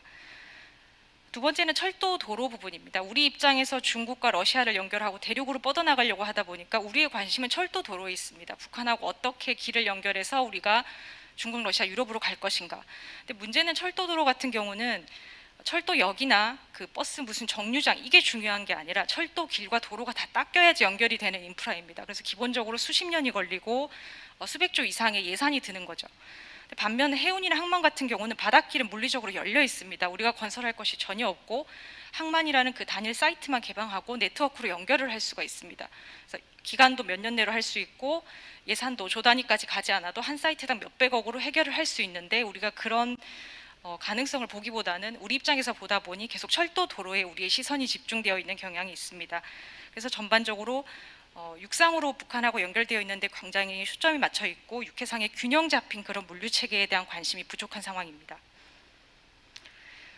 그래서 우리만이 이렇게 전 세계를 무대로 할 것이 아니라 앞으로 우리가 남북한이 협력을 하든지 북한과 통일을 하든지 어떻게 하든지 간에 북한도 전체적인 국제사회 일원으로서 글로벌 물류망에 편입이 돼야 되고 수출입을 통해서 국제적인 세계와 경제와 연결이 돼야 되는데 이런 큰 그림에서는 우리의 신경제 구상이 조금은 제약이랄까요? 한계가 있는 상황이라는 점을 좀 말씀을 드리고 그런 대안을 오늘 제시하고자 합니다. 그래서 왼쪽에서 보시는 육상 중심형 교통물류 체계가 북한을 하시는 분이나 교통 전문가들이나 주로 이제 한반도를 생각할 때 생각하시는 그림이고, 제가 오늘 드리고자 하는 말씀은 오른쪽에 보시는 철도도로만 있는 것이 아니라 이렇게 사이트만 연결을 하면 남북한에 또 밖으로도 연결할 수 있는 해상 중심형의 교통물류 체계도 있다는 것입니다. 그래서 궁극적으로는 육상이냐 해상이냐 한쪽만 가는 것이 아니라 우리나라처럼 구간이 짧은 곳은 도로를 이용하고 이렇게 대륙으로 더 먼 곳은 철도를 이용하면 되고 또 철도로 다 연결하기 어려운 굉장히 먼 곳은 배로 가게 되는 기본 이게 정상적인 세계적인 물류 패턴인데 이런 것들이 한반도에는 지금 적용이 되지 않기 때문에 여기에 우리가 좀 관심을 기울일 필요가 있겠습니다. 이것이 단순히 우리의 주장만 아니라 한국도 이렇게 발전을 해왔습니다. 한국의 경제개발 5개년 계획들을 쭉 보시면 그 안에 항만들을 어떻게 개발해서 경제 발전을 할 것인지가 같이 이제 트렌드로 변화해왔고 대무역이 확대하면서 국가가 좀 균형적으로 물류나 경제 면에서 발전을 해왔습니다. 또 북한이 많이 따라갈 것으로 예상이 되는 중국 사례를 봐도 처음에 개방을 할 때 5개의 연안 경제 특구를 지정해서 개방을 했고 그 다음에 14개 연해 개방 도시를 확대하고 그 이후에 전국 범위로 대외 개방을 했습니다. 그래서 이런 사례들을 볼 때 모든 국가가 이렇게 발전하는 것은 아니지만 보편적으로 북한과 같은 자립경제 구조가 힘든 작은 나라가 현상을 유지하는 것이 아니라 그 경제적 파이를 키우기 위해서는 이런 식으로 바닷가를 중심으로 도시와 항만을 개발하고 수출을 할 필요가 있겠습니다. 그래서 현재 우리 신경제 구상의 관점은 가운데 있는 동서의 공동특구, 기존의 서해에 있는 개성, 동해에 있는 금강산을 중심으로 그걸 좀 확장해서 동해 관광공동특구와 서해 경제공동특구를 만들고 이걸 좀 늘려서 동해안 벨트, 서해안 벨트를 만들고 그래서 한반도의 평화 경제를 만들어 보자 하는 것으로 이제 피스 이코노미란 말을 하고 제가 지적한 것처럼 이 관점은 좀 대륙지향적인 성향이 있습니다.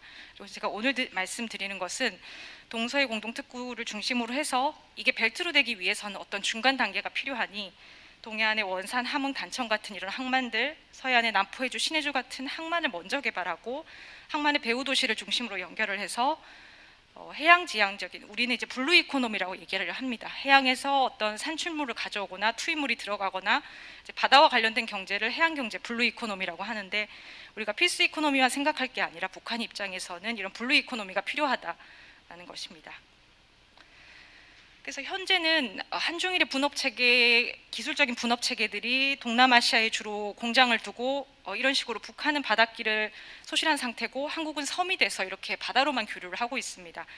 그러나 앞으로는 육해상의 같은 복합 물류 체계를 구축해서 동북아 내에서도 북한과 남북한이 같이 협업을 해서 유럽 위주로 수출할 수 있는 이런 경제적인 분업 체제가 필요하겠습니다. 그래서 정리를 하면 기본적으로 북한이 바닷길을 복원해야 대외 경제를 확대시킬 수 있고 개방적인 경제 발전을 할 수 있기 때문에 항만 개발을 우선시하고 그 주변에 있는 특구들을 성장해서 그것들이 내륙으로 확산되는 전략을 가지고서 수출 지향적인 항만 도시 네트워크를 만들고 항만은 특구 중심으로 그리고 철도는 전체 구간을 연결하기 전에 우선 남북 간의 그 쪼개진 단절된 연결을 먼저 하는 것을 우선순위로 삼을 필요가 있겠습니다.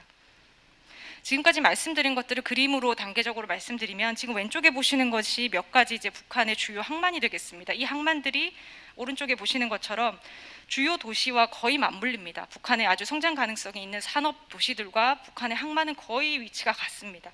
그래서 이런 것들을 먼저 개발을 한 다음에 북한이 연해 이제 바닷가를 중심으로 그리고 북중 접경 지역의 27개의 경제 특구를 선정을 하고 지금 뭐 개발은 많이 되지 않았습니다만 향후에 이 경제 특구가 개방이 되고 개발이 되면 이제 이 구간들은 도로라든지 철도로 먼저 조금씩 메워 나갈 필요가 있겠습니다. 그래서 장기적으로는 각 거점이 되는 항만 그리고 연해 지역의 경제 특구들이 연결되면 벨트가 될 것이고 이것들이 물류 체계와 함께 바다로 또 대륙으로 연결될 필요가 있겠습니다. 마지막으로 좀 그림을 보여드릴 건데요. 이거는 뭐 사실 여기 계시는 이성호 본부장님께서 좀 제안을 하신 건데. 북중 서해 접경 지역 신의주 황금평 그 경제 지대를 중심으로 하는 북중 서해 접경, 낮은 선봉을 중심으로 하는 북중로 동해 접경, 그리고 개성 해주를 중심으로 하는 남북 서해 접경, 그리고 원산 금강산을 중심으로 하는 남북 동해 접경. 이 정도 한 4가지 꼭지를 중심으로 물류 체계를 좀 구성을 하면 앞으로 북한이 조금 개방적인 경제 발전을 하는 데 도움이 될 것 같다 하는 구상입니다. 그래서 예를 들면 그 서해 접경 같은 경우는 주요 항을 거점으로 해서 해주항, 인천항을 묶어서 해주, 인천 물류 거점이라고 지금 이름이 돼 있습니다. 그래서 굉장히 가까운 거리지만 소통이 되고 있지 않는 구간인데 근거리 해운 구역, 그러니까 숄트 씨 쉬핑 에어리라는 어떤 유럽에 아주 따닥따닥 붙어 있는데 굉장히 이제 배로 오가는 그런 거리들의 개념을 좀 여기다 적용을 해서 지금 남북 간의 한강하고 공동 이용 얘기가 나오고 있는데 물론 여기는 생태적인 가치가 높아서 함부로 개발을 하면 안 되는 곳이긴 하지만 필요에 따라 어떤 친환경 선박을 투입해서 이제 요 한강 포구를 다시 이용하게 되면 수도권에 육상 교통만으로 굉장히 몰려 있어서 일어나는 교통 체증이라든지 어떤 대기 오염 문제를 좀 개선할 수 있겠습니다. 그리고 부산 인천과 같은 우리의 활발한 항로처럼 북한에도 지금 개성공단 물량들이 좀 해주항으로 넘어오고 해주항이 또 인천항으로 연결돼서 국제적인 무대로 나갈 수 있는 그런 네트워크들이 구상이 가능하겠습니다. 또 동해입니다. 이쪽은 이제 광원 물류 거점인데요. 기본적으로는 관광입니다. 북한이 원산, 통청, 고성 여기를 원산 금강산 국제관광지대로 삼고 있기 때문에 여기를 중심으로 하고 우리의 속초항, 동해항을 중심으로 속초에는 국제 크루즈 터미널이 있고 동해항은 예전에 금강산 해로 관광을 할 때 동해항에서 고성항으로 이렇게 배가 다녔던 길입니다.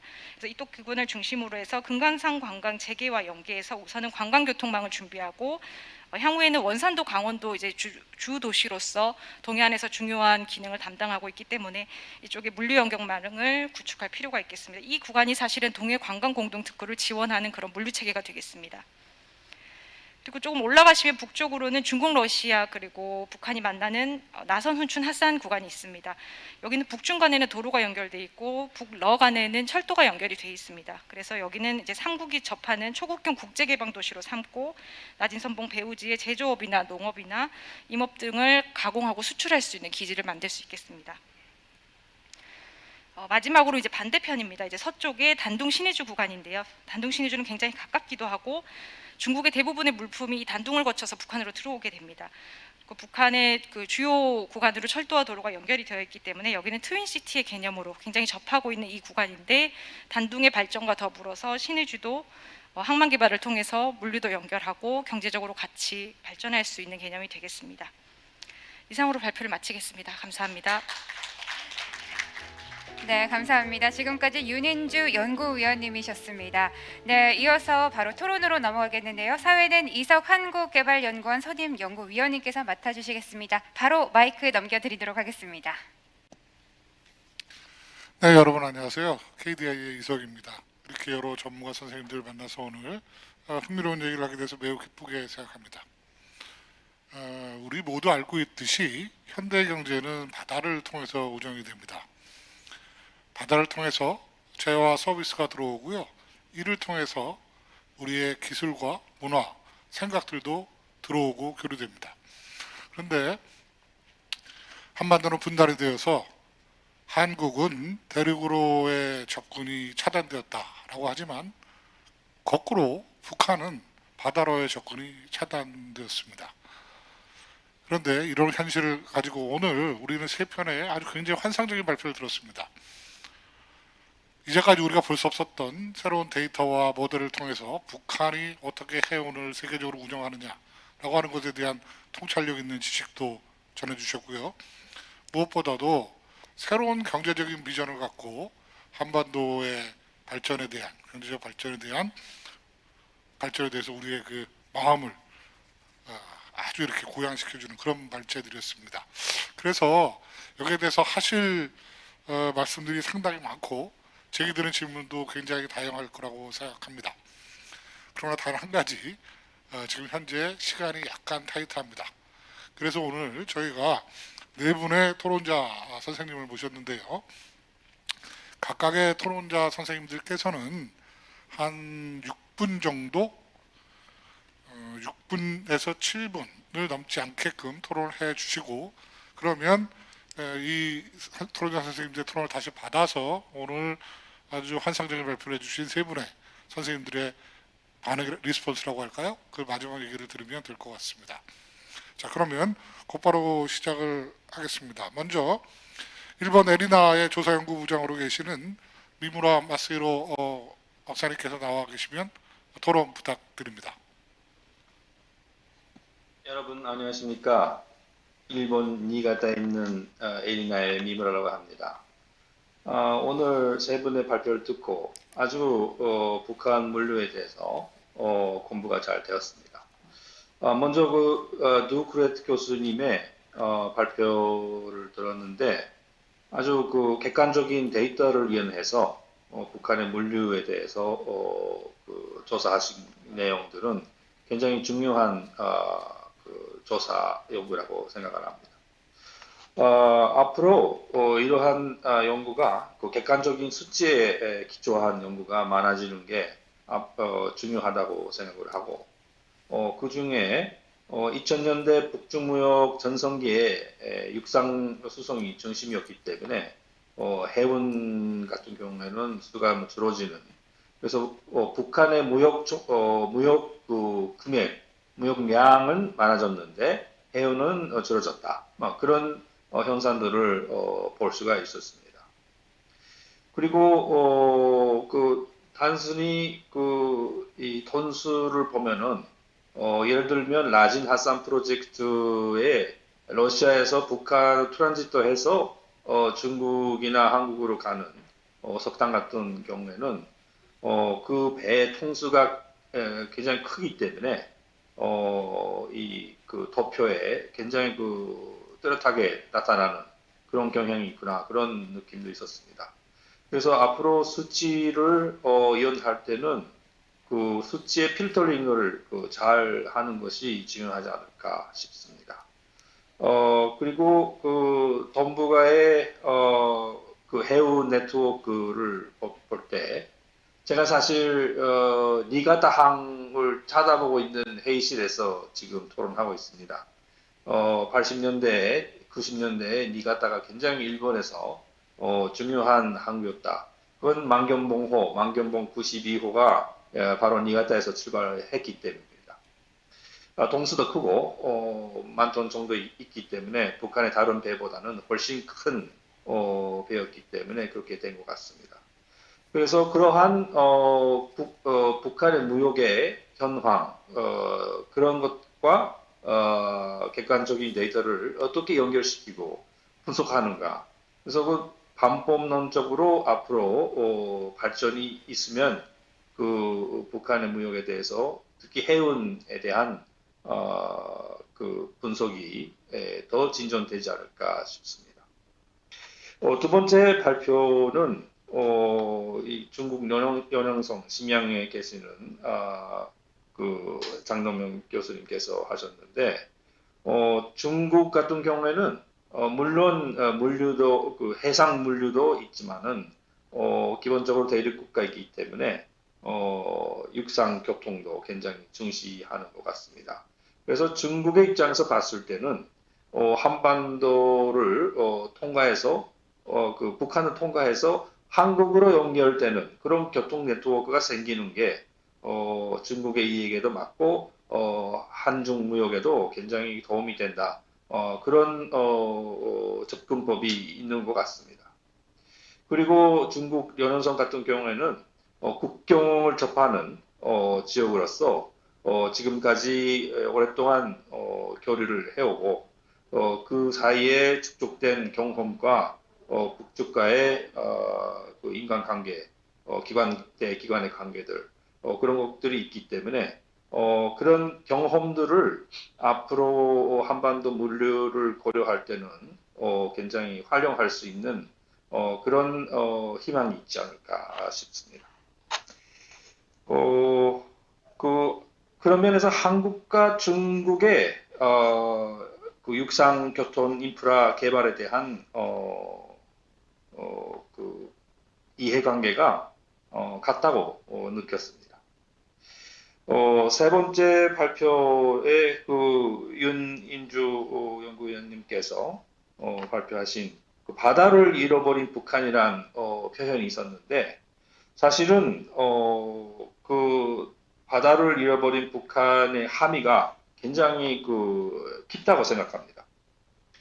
사실은 일본은 일본 단독 제재로 2006년도 하고 8년도에 제재 조치를 취하고 북한에서의 수입과 북한으로의 수출을 차단했습니다. 그래서 일본과의 물류는 기본적으로 다 그 해상 수송이었기 때문에 일본과의 무역이 없어지면 물류 속에서 해상 물류의 비율이 굉장히 낮게 되는 것 같고 그리고 옛날 냉전 시기에 그 평균 수송 키로수가 3,000km를 넘고 있었다라는 지적이 있었습니다. 그런데 그것은 사실은 사회주의 세계 시장이 있었기 때문에, 그래서 러시아, 그때 소련, 그리고 동유럽 나라들, 그리고 아프리카, 라틴 아메리카 등의 나라들과 굉장히 북한이 활발하게 무역이나 원조들, 북한이 남남 협력으로 거꾸로 그 아프리카, 라틴 아메리카 나라들을 지원을 하고 있었습니다. 그런 물류도 많이 포함되어 있지요. 그래서 냉전이 끝나서 동서 냉전이 끝나서 없어진 그러한 물류도 있고, 그리고 북한이 옛날은 무역 대상국들이 그 1990년대 후반부터 2000년대 초반까지는 한국, 일본, 중국이 한 30% 정도를 차지하고 나머지가 10%였는데 이 동북아 지역을 중심으로 무역을 하게 되었습니다. 그래서 그런 무역 구조의 변화가 그 바다를 잃어버린 북한이라는 표현에 되어 있는데, 거꾸로 말씀드리면은 바다의 북한에서 유라시아 대륙의 북한으로 되었다. 그렇게 말할 수도 있지 않을까 싶습니다. 마지막에 한 30초만 제가 말씀드리겠는데, 사실은 윤인주 연구위원님께서 발표하신 내용들은 기본적으로 일본의 산업계의 그 생각과 같습니다. 일본은 북한의 공장, 그 공업지대하고 가장 가까운 항구하고의 연결 도로, 절도, 특히 이 도로를 빨리 건설하고, 그리고 비행기를 쓸 때는 인천공항하고 길을 열어놓으면은 생산을 할 수 있습니다.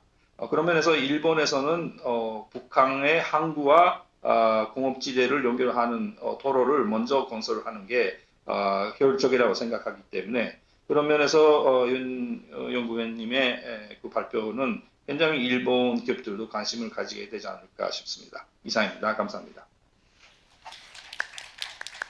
네, 미브로 박사님 감사드립니다. 미브로 박사님은 그 세 편의 논문 각각에 대해서 아주 따뜻한 여러 가지 코멘트를 해주셨습니다. 특히 윤인주 박사님의 발표에 대한 일본의 분들의 그 예상되는 시각도 말씀해 주셨습니다.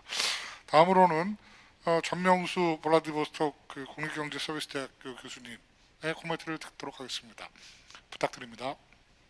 예, 안녕하십니까, 전명수입니다. 이렇게 좋은 뜻깊은 자리를 초청을 주셔서 대단히 감사합니다. 저는 지금 극동 러시아 제 바로 사무실 앞에는 블라디보스톡 항이 있고요. 아까 세 분 박사님께서 언급해 주신 극동 러시아의 중심지인 블라디보스톡에 있습니다. 이렇게 현지에서 발표하게 될 수 있는 기회를 주셔서 감사합니다. 제가 드리고자 하는 말씀은 한 가지인데요. 우리나라의 북방 정책의 핵심, 결국에는 반도인 한반도와 이제는 우리가 갈 수 있는 대륙으로 연결할 수 있는 유라시아 대륙과의 연결해서 우리가 그동안에 미개발지였던 북방에서 경제 성장을 도모하자. 그래서 새로운 미래 성장력을 확보하자. 그게 이제 핵심이었습니다. 그래서 뭐 유라시아 이니셔티브로 또 신북방 정책, 매 정부마다 이름만 조금씩 바꿔가면서 해왔지만은 결국에는 지향점은 같거든요. 근데 가만히 살펴보면은 예전 정부 같은 경우는 나진 핫산 프로젝트라는 게 있었습니다. 그러니까 북한의 나진과 러시아의 핫산 철도로 연결을 해서 대한민국에게 우리는 북한을 거쳐서 유라시아로 뻗어나갈 수 있는 유라시아 교역을 할 수 있는 그런 기회를 준 거죠. 굉장히 그때 당시 파격적이었습니다. 그리고 나서 이 정부가 끝나고 나서는 지금 정부에서는 나인브릿지라는 그런 하나의 전략을 가지고 이 나진 핫산보다는 항을 개발하자, 항만을. 그래서 자루비노 항만도 좋고 여기도 좋은데 결국엔 자루비노 항만을 우리가 나름대로 대한민국의 전용 항만으로 만들자. 그래서 우리는 중국과 그리고 러시아와 연결해서 유라시아, 동북아시아에서 리더가 되자. 물류에서 큰 리더가 되자는 게 꿈이에요. 이렇게 해왔고. 근데 그것도 서로의 협의 과정에서 생각성 검토를 열심히 했지만 안 됐어요, 잘.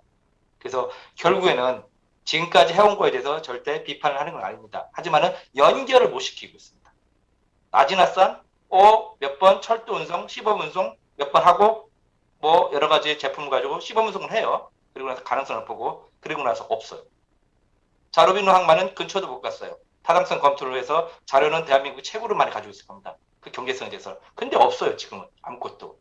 왜냐요? 왜일까요? 모르겠습니다만 제가 반문하고 싶어요. 정권 말이라서 그런가요? 그럼 내년에는 또 뭐가 나올까? 다음 정부에서. 참 궁금합니다.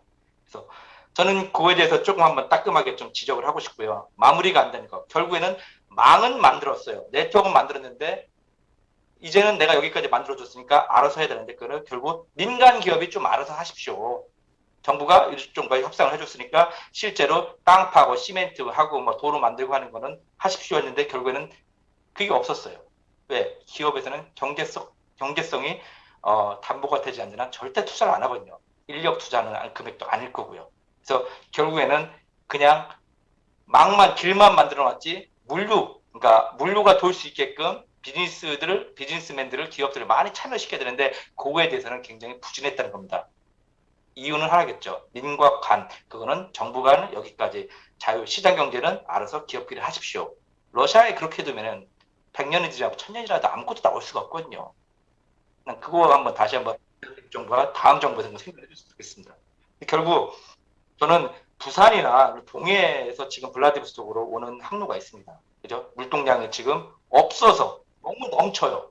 왜? 너무 항만이 적어. 그러니까 블라디보스톡 항이 너무 적어서 배는 빨리 도착하는데 배가 횡보를 해요. 계속. 블라디보스톡 항로로. 왜? 부두가 너무 적기 때문에. 제가 좀 아쉬운 거는 자루비누 항만을 해소안에 우리가 운송 루트를 만들어줬으면은 지금같이 우리나라 기업이 물동량 너무 넘치는데 갈 데가 없고 통관이 너무 늦고 물류비가 너무 많이 들고 어찌할 뻔을 모르고 있어요. 지금 러시아의 물동량 계속 늘어나고 있는데 만약에 자루비누 항만을 인프라를 만들어줬더라면은 상황이 좀 달라졌겠죠. 그게 아쉬워요. 왜 하다 말았을까? 왜 끝까지 자신 있게 못했을까라는 거. 그래서 결국에는 제가 여기에서 10년을 있으면서 가만히 바라보면은 우리가 갈 길은 하나예요. 정부와 그런 정치적 논리를 다 떠나가지고 대한민국이 갈 길은 남과 북이 바로 연결은 어려워요. 왜냐하면 정치적인 여러 가지 이유가 있기 때문에. 그래서 우리는 우방국을 활용을 해야 되는데 중국과 그리고 대한민국, 북한과 연결되어 있는 건 좀 있어요. 많이 해왔기 때문에 지금까지. 근데 극동러시아가 없어요. 지금까지 노력을 했지만은 아직까지 연결된 게 없다는 거죠. 그래서 나는 러시아를 적극 활용하자. 러시아의 극동러시아를 활용해서 동북삼성, 우리나라 인구의 2배 이상이 돼 있어요. 1억이 넘는 인구. 그리고 유라시아, 극동을 허브로 해가지고 우위로 시베리아하고 모스크바까지 가자는 겁니다. 그리고 중앙아시아까지 몽골까지 품는 거죠.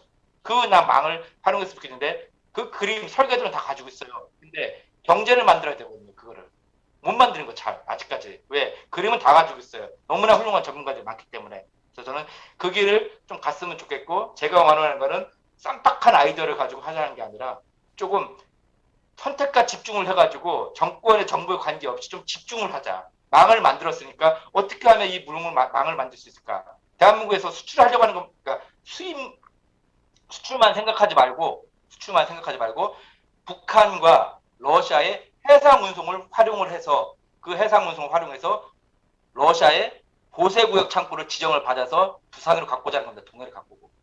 매번 그냥 러시아 석탄만 한번 가지고 올 수 있을까? 러시아 수산물만 가질 수 있을까? 그런 연구보다는 양방향이 될 수 있게끔. 근데 지금까지 우리는 낮은 핫산만 얘기했어요. 철도 언젠가 열리겠지. 지금은 모노레일이겠지. 조금 레일이 좀 늘어나면 달라질까? 그것만 보지 마시고 지금은 가지고 있는 자원을 가지고 있는 인프라를 새로 타당성 업부터 시작하지 말고 그게 바로 부정기선을 운영하고 있는 지금 북한의 원산과 그리고 블라디보스톡 항 그리고 블라디보스톡 항에서 대한민국으로 갖고 올 수 있는 거. 그 망을 나는 해상 루트를 적극 연구했으면 좋겠습니다. 그게 난 꼭 필요하다고 봅니다. 현재같이 물동량이 더욱이 우리는 항이 부족해서 수출을 잘 못하고 있거든요. 러시아에. 그런 게 해결할 수 있다고 본다. 그래서 결국에는 그렇게 하다 보면은 우리가 자루비누 항을 통해서 그리고 동북삼성과 그리고 말씀드린 것처럼 유라시아 그 망이 완성되지 않을까라는 생각이 듭니다. 물론 쉬운 길은 아니겠지만은 이것저것 사업도 뭐 할 수도 있겠지만은 물류가 있어야 그 다음에 기업들을 참여시키거든요. 기업들을 참여시키려면은 인적 교류 같은 거 많이 왔다 갔다 해야죠. 작은 기업들도 할 수 있다는 자신감을 줘야죠. 옛날 대기업 몇 개 와가지고 간기업 몇 개 와서 그래서 MOU 체결하고 우리 한 번은 시범 운송하겠다라는 거를 두 번, 세 번 계속 하지 마시고 이제는 중소기업들, 우리나라 기업도 어렵고요 지금. 그런 기업들도 여기 와서 할 수가 있어요. 왜냐? 러시아가 온라인 시장이 어마어마하게 커지고 있거든요. 온라인.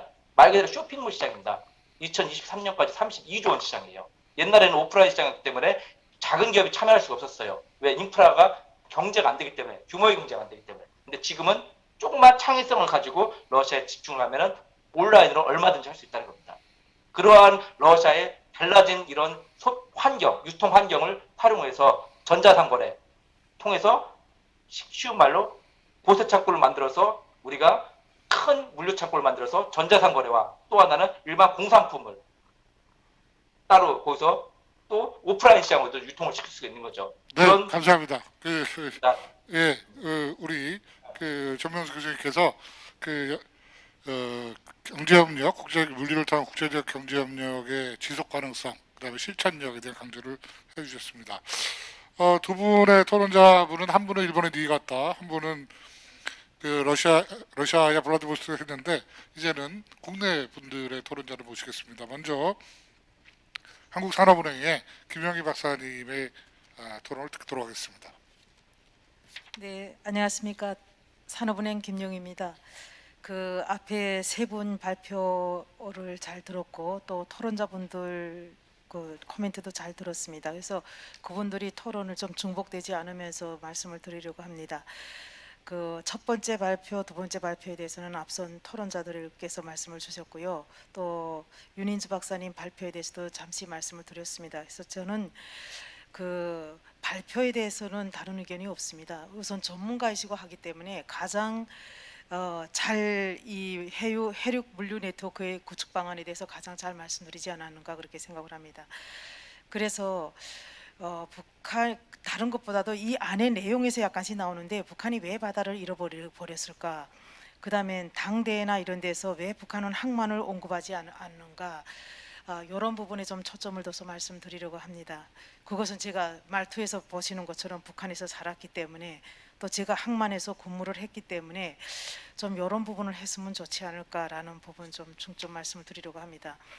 그 북한은 지난 기간 이제 운송을 보면 철도 중심의 운송이었습니다. 거의 80%가 철도를 중심으로 했고 해운에는 거의 관심이 없었습니다. 그래서 앞서서 발표 자리에서 나왔지만 70년대에서부터 시작을 해서 점차 해운 그 물류량이 계속 감소하고 있는데 그 전에는 그나마 그래도 그나마 좀 잘 됐던 시기가 있었지만 그래도 철도에 비하면 상당히 미흡한 측면이 있었습니다. 최근 들어서 북한이 또 이렇게 계속 감소를 하면서 왜 바다를 잃어버렸을까? 다른 분들이 토론에서도 나왔습니다. 이제 사회주의권의 붕괴, 그 동안에 그 많은 물류의 이동 이런 것들이 있었는데 기본적으로 이제 바다에 나갈 수 있는 물자 운송할 수 있는 선박 부족도 있다고 생각을 합니다. 90년대 이후에 북한이 자체로 건조한 화물선이 2003년에 3,000톤급 하나, 2016년도에 5,000톤급 하나, 이래서 2척에 불과합니다. 또 탈북민들이 증언에 따르면 제가 있을 때만 해도 해운회사 선원들이 배 타고 항만에 오르내리고 엄청 많았었거든요. 그리고 대리지사라고 있어서 외국 배들이 들어오면 그거를 대행해주고 이런 것들이 정말 원활하게 잘 돼 있었습니다. 제가 그때 갔을 때가 90년대 초반이었습니다. 91년도. 그랬는데 그때만 해도 그나마 잘 이루어졌다 이거죠. 야적 창고에 물건이 가득가득 했었고요. 그런데 불과 10년 이상 되니까 선박이 노후화로 인해서 출항이 어렵다고 합니다. 그래서 그 선원들이 다른 나라의 그 항해사 선원으로 그 인력 파견을 나간 거죠. 그러다 보니까 남포항에도 이렇게 그 선박이 북한 선박이 들어오고 나가고 하는 게 거의 없었던 거죠. 입항하고 하는 것들이. 특히 그런 것들은 우선 노후화로 인해서 나갈 수 있는 선박, 또 나가서 물건을 갖고 들어올 수 있는 선박, 이렇게 운항할 수 있는 선박들이 매우 부족했다. 그것은 결국은 또 어찌 보면 제조업의 조선업의 문제이기도 하겠죠. 그리고 또 90년대 경제난 이후에 해운을 통한 수입 수출 문자가 대폭 감소한 것도 원인이라고 생각을 합니다. 기본적으로 중국을 통해서 육로를 통해서 많은 수출입 물자가 왔다 갔다 했기 때문에 그 해운을 통해서 나갈 수 있는 물자가 거의 없었다. 특히 고난의 행군을 경제난을 겪으면서 수출 물자를 북한에서 원정적으로 할 수 있는 것이 매우 부족했고요. 아까 또 일본 그 문제도 나왔는데 일본하고 이게 수출입도 되게 잘 돼 있었는데 고난의 행군 이후부터는 점차 감소를 하고 그런 부분들도 이렇게 그 해운에 상당히 그 감소에 영향을 줬다. 그러면서 바다를 잃어버린 건 아닌가라는 생각이 듭니다. 그다음에 그러다 보니까 이제 김정은 신년사나 당대에서 항만이 거의 언급되지를 않고 있습니다. 2013년부터 김정은 위원장이 계속 신년사를 매해 하고 부문별 과제도 제시를 하고 그러면서 철도 운수는 인민경제 선행 부분이라 하면서 계속 강조를 합니다. 그럼에도 불구하고 항만에 대한 언급은 전무하죠. 그리고 2016년 7차 당대에서 또 국가경제개발 10개년 전략에서 또 8차 당대에서 올해죠. 국가경제발전 5개년 계획 여기서 철도 운수 과제에 국한을 하고 또 항만에 대해서 없습니다. 그러나 그 항만 현대화에 대해서 약간 언급을 하면서 거기서 뭘 얘기를 하냐면 대형 컨테이너 제작에 대해서 언급한 바가 있어요. 근데 북한에는 우선 컨테이너 항이 없습니다. 부두. 남포항에만 컨테이너 부두가 있는데 그것도 뭐 거의 그 운영이 되지 못하고 있고요. 그러다 보니까 북한이 왜 그러면 지금 뭐 선박도 제대로 없는데 컨테이너 부두 컨테이너에 대해서 대형 컨테이너 제작을 언급을 했을까라는 거죠.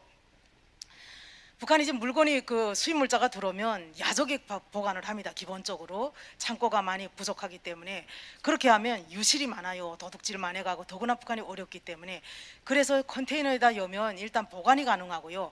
또 변질이 안 되고요. 방수포 씌워놓으면 뭐 다 변질 가고 이러겠죠. 근데 그런 것이 가능하고 또 만약에 또 이제 그게 이제 그 컨테이너 부두가 있는 쪽에서는 그 상선이라든가 이런 게 되게 유리하고 그래서 이제 아마 그건 강조하지 않았는가라는 생각이 들고요.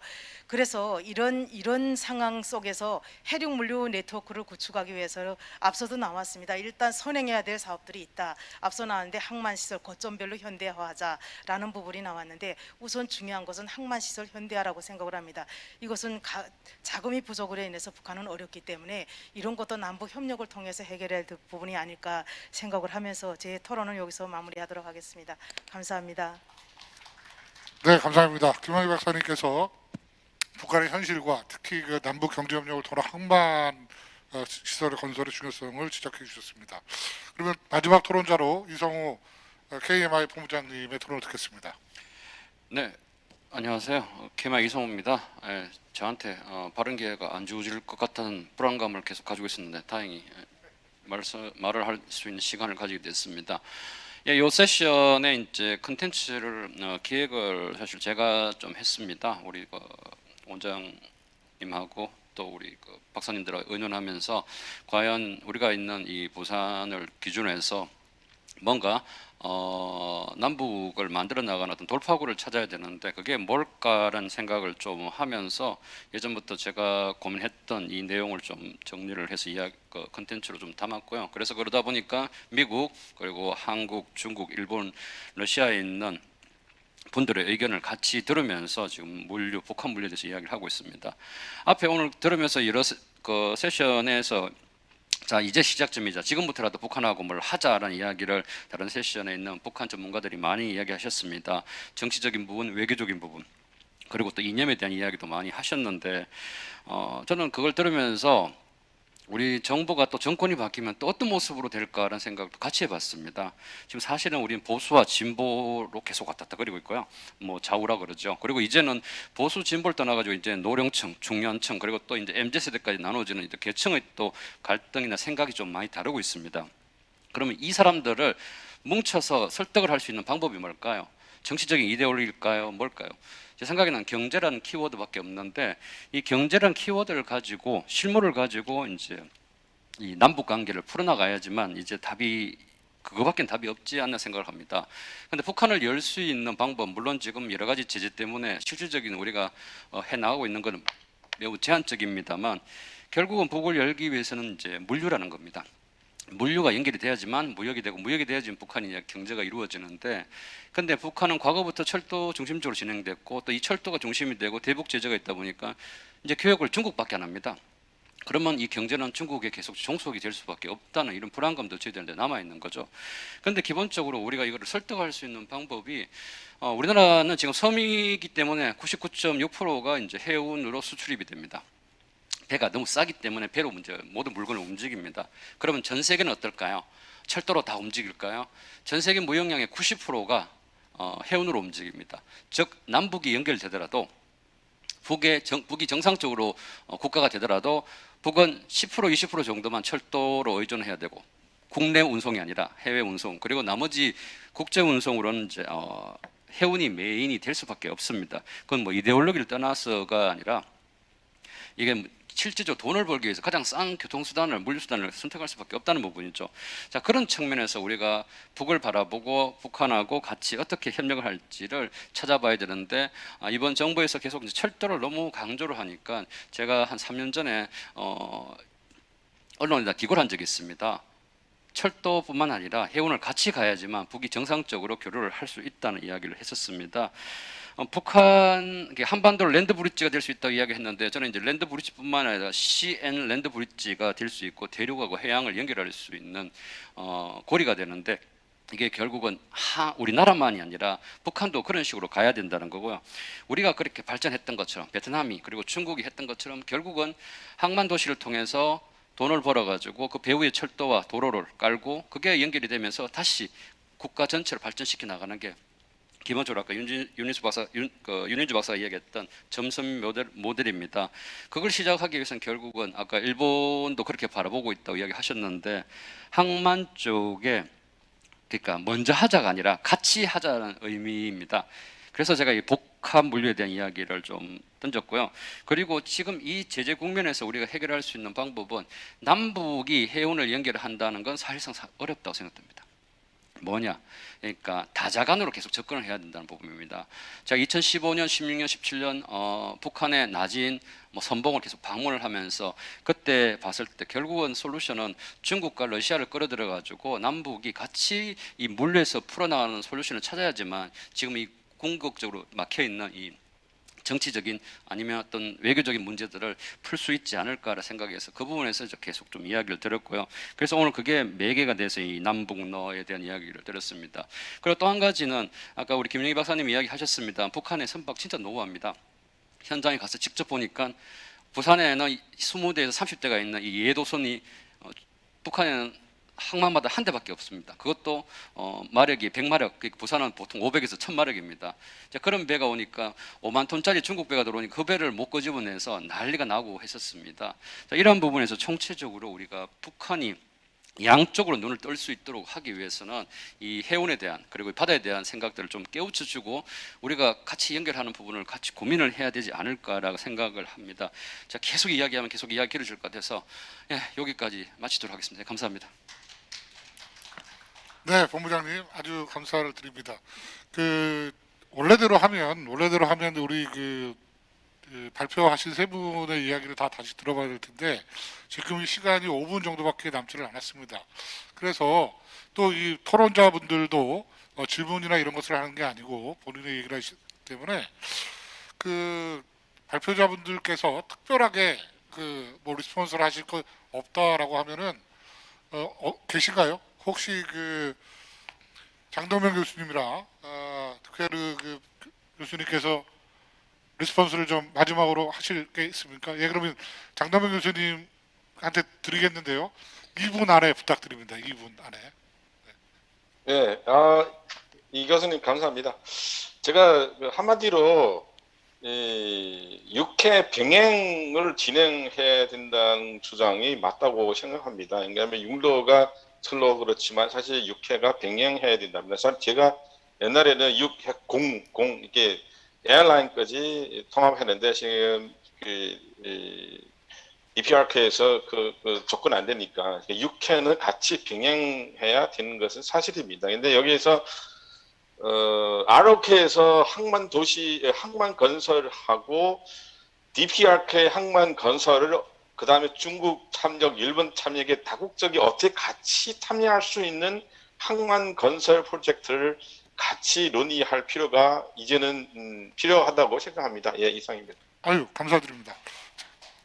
그러면 사회자 권한으로 이제 발표의 세 부분은 발표를 들었었는데 우리 윤인주 박사님이 아마 제일 시간 때문에 좀 고생을 하신 것 같아서 한 3분 남았으면 나머지 3분을 윤인주 박사님에게 드릴 테니까 그 강조하고 싶으신 말이 있으면 마지막으로 강조하는 것을 듣겠습니다. 네, 뭐 강조보다 그냥 좀 말씀드리고 싶은 건 세 가지 정도 말씀드리겠습니다. 그 미무라 박사님께서 바다를 잃어버린 북한이 굉장히 통찰력 있는 아주 좋은 캐치프레이즈라는 코멘트 해주셨는데 이거 사실 여기 계시는 이석 박사님께서 주신 거여서 사실 이 자리가 제 개인적으로 굉장히 좀 뜻이 깊습니다. 왜냐하면 북한 경제 동향을 본다고 할 때 교과서처럼 보는 이제 매월 발간되는 이석 박사님 근무하시는 KDI 북한 경제 리뷰가 있는데 제가 뭐 그걸 따라갈 수는 없겠으나 저희는 1년에 4번 정도 KMI 북한 해양수산 리뷰를 한번 만들어 보겠습니다라고 항의를 드리고 우리가 나아가야 될 방향에 대해서 기획 칼럼을 써주십시오라고 했을 때 이석 박사님께서 주신 방향이 바로 바다를 잃어버린 북한이라는 것이었고 그것에 대해서 저희 내부적으로 여기 계시는 본부장님들 저희 상의하면서 이제 지금까지 오게 돼서 그 부분에 대해서 감사하다는 말씀 드리고 싶고요. 두 번째는 그 북한이 이번에 5개년 전략 내면서 대형 컨테이너 얘기를 하길래 그게 좀 이해가 안 됐었거든요. 근데 오늘 김영희 박사님 말씀 통해서 왜 북한이 컨테이너가 필요한지 그 현실적인 상황 들을 수 있어서 감사했고 또 이제 이성호 박사님께서 육해가 병행해야 되고 중국 러시아 이제 다자 프로젝트가 필요하다고 하셨는데 저는 이게 중국이나 러시아 입장이 어떨지 항상 궁금했었는데 오늘 장동민 교수님께서 일본도 참여하는 이런 다국적인 북한 항만 개발 프로젝트를 말씀해 주셔서 굉장히 감사하고 앞으로 어떤 식으로 연구를 해 나가야 될지 큰 도움이 됐습니다. 감사합니다. 네, 감사합니다. 저는 개인적으로 북한 공부를 한 수십 년을 했기 때문에 여러 군데의 세미나를 가봤는데 요 근자에 제가 참여했던 그 컨퍼런스 중에 가장 인스파이링한 그런 어떤 세미나가 되는 데서 많이 배웠습니다. 한 가지 바라는 게 있습니다. 바다는 경제에 있어서도 두 가지 모습을 갖습니다. 바다를 통해서 상품과 재화, 서비스가 들어오면 그것은 평화와 번영을 상징합니다. 그런데 바다를 통해서 군함과 대포가 들어오면 그것은 전쟁과 혼란을 상징합니다. 부디 한반도의 바다도 군함과 대포가 아닌 상품과 재화와 서비스로 넘쳐나는 그런 바다가 되기를 기원합니다. 자, 오늘 수료해 주신 여러 발표자 선생님들, 토론자 선생님들 감사드립니다. 이것으로 마치겠습니다. 네, 감사합니다. 수고해주신 발표자, 토론자, 그리고 시간을 맞추느라 너무 고생해주신 이석 박사님까지 다시 한번 뜨거운 박수 부탁드리겠습니다.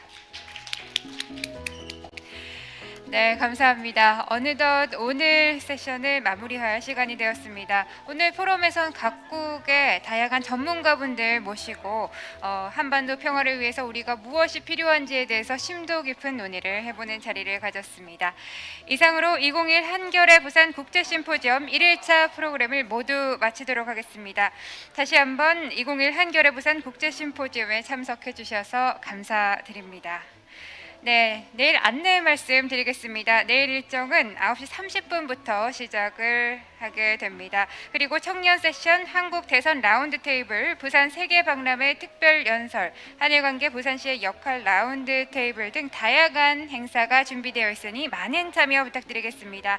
마지막으로 온 오프라인으로 참석하시는 여러분들께 후원 안내 말씀드리겠습니다. 한겨레 통일문화재단이 앞으로도 행사를 풍성하게 진행할 수 있도록 재단의 많은 후원 부탁드리겠습니다. 행사장 등록 데스크에서 후원지가 마련이 되어 있고요. 온라인으로 접속하시는 분들께서는 한겨레 통일문화재단 홈페이지를 통해서 정기 및 일시 후원에 참여하실 수 있습니다. 오늘 이렇게 뜻깊은 자리에 지금까지 사회를 본 이미사였습니다. 감사합니다.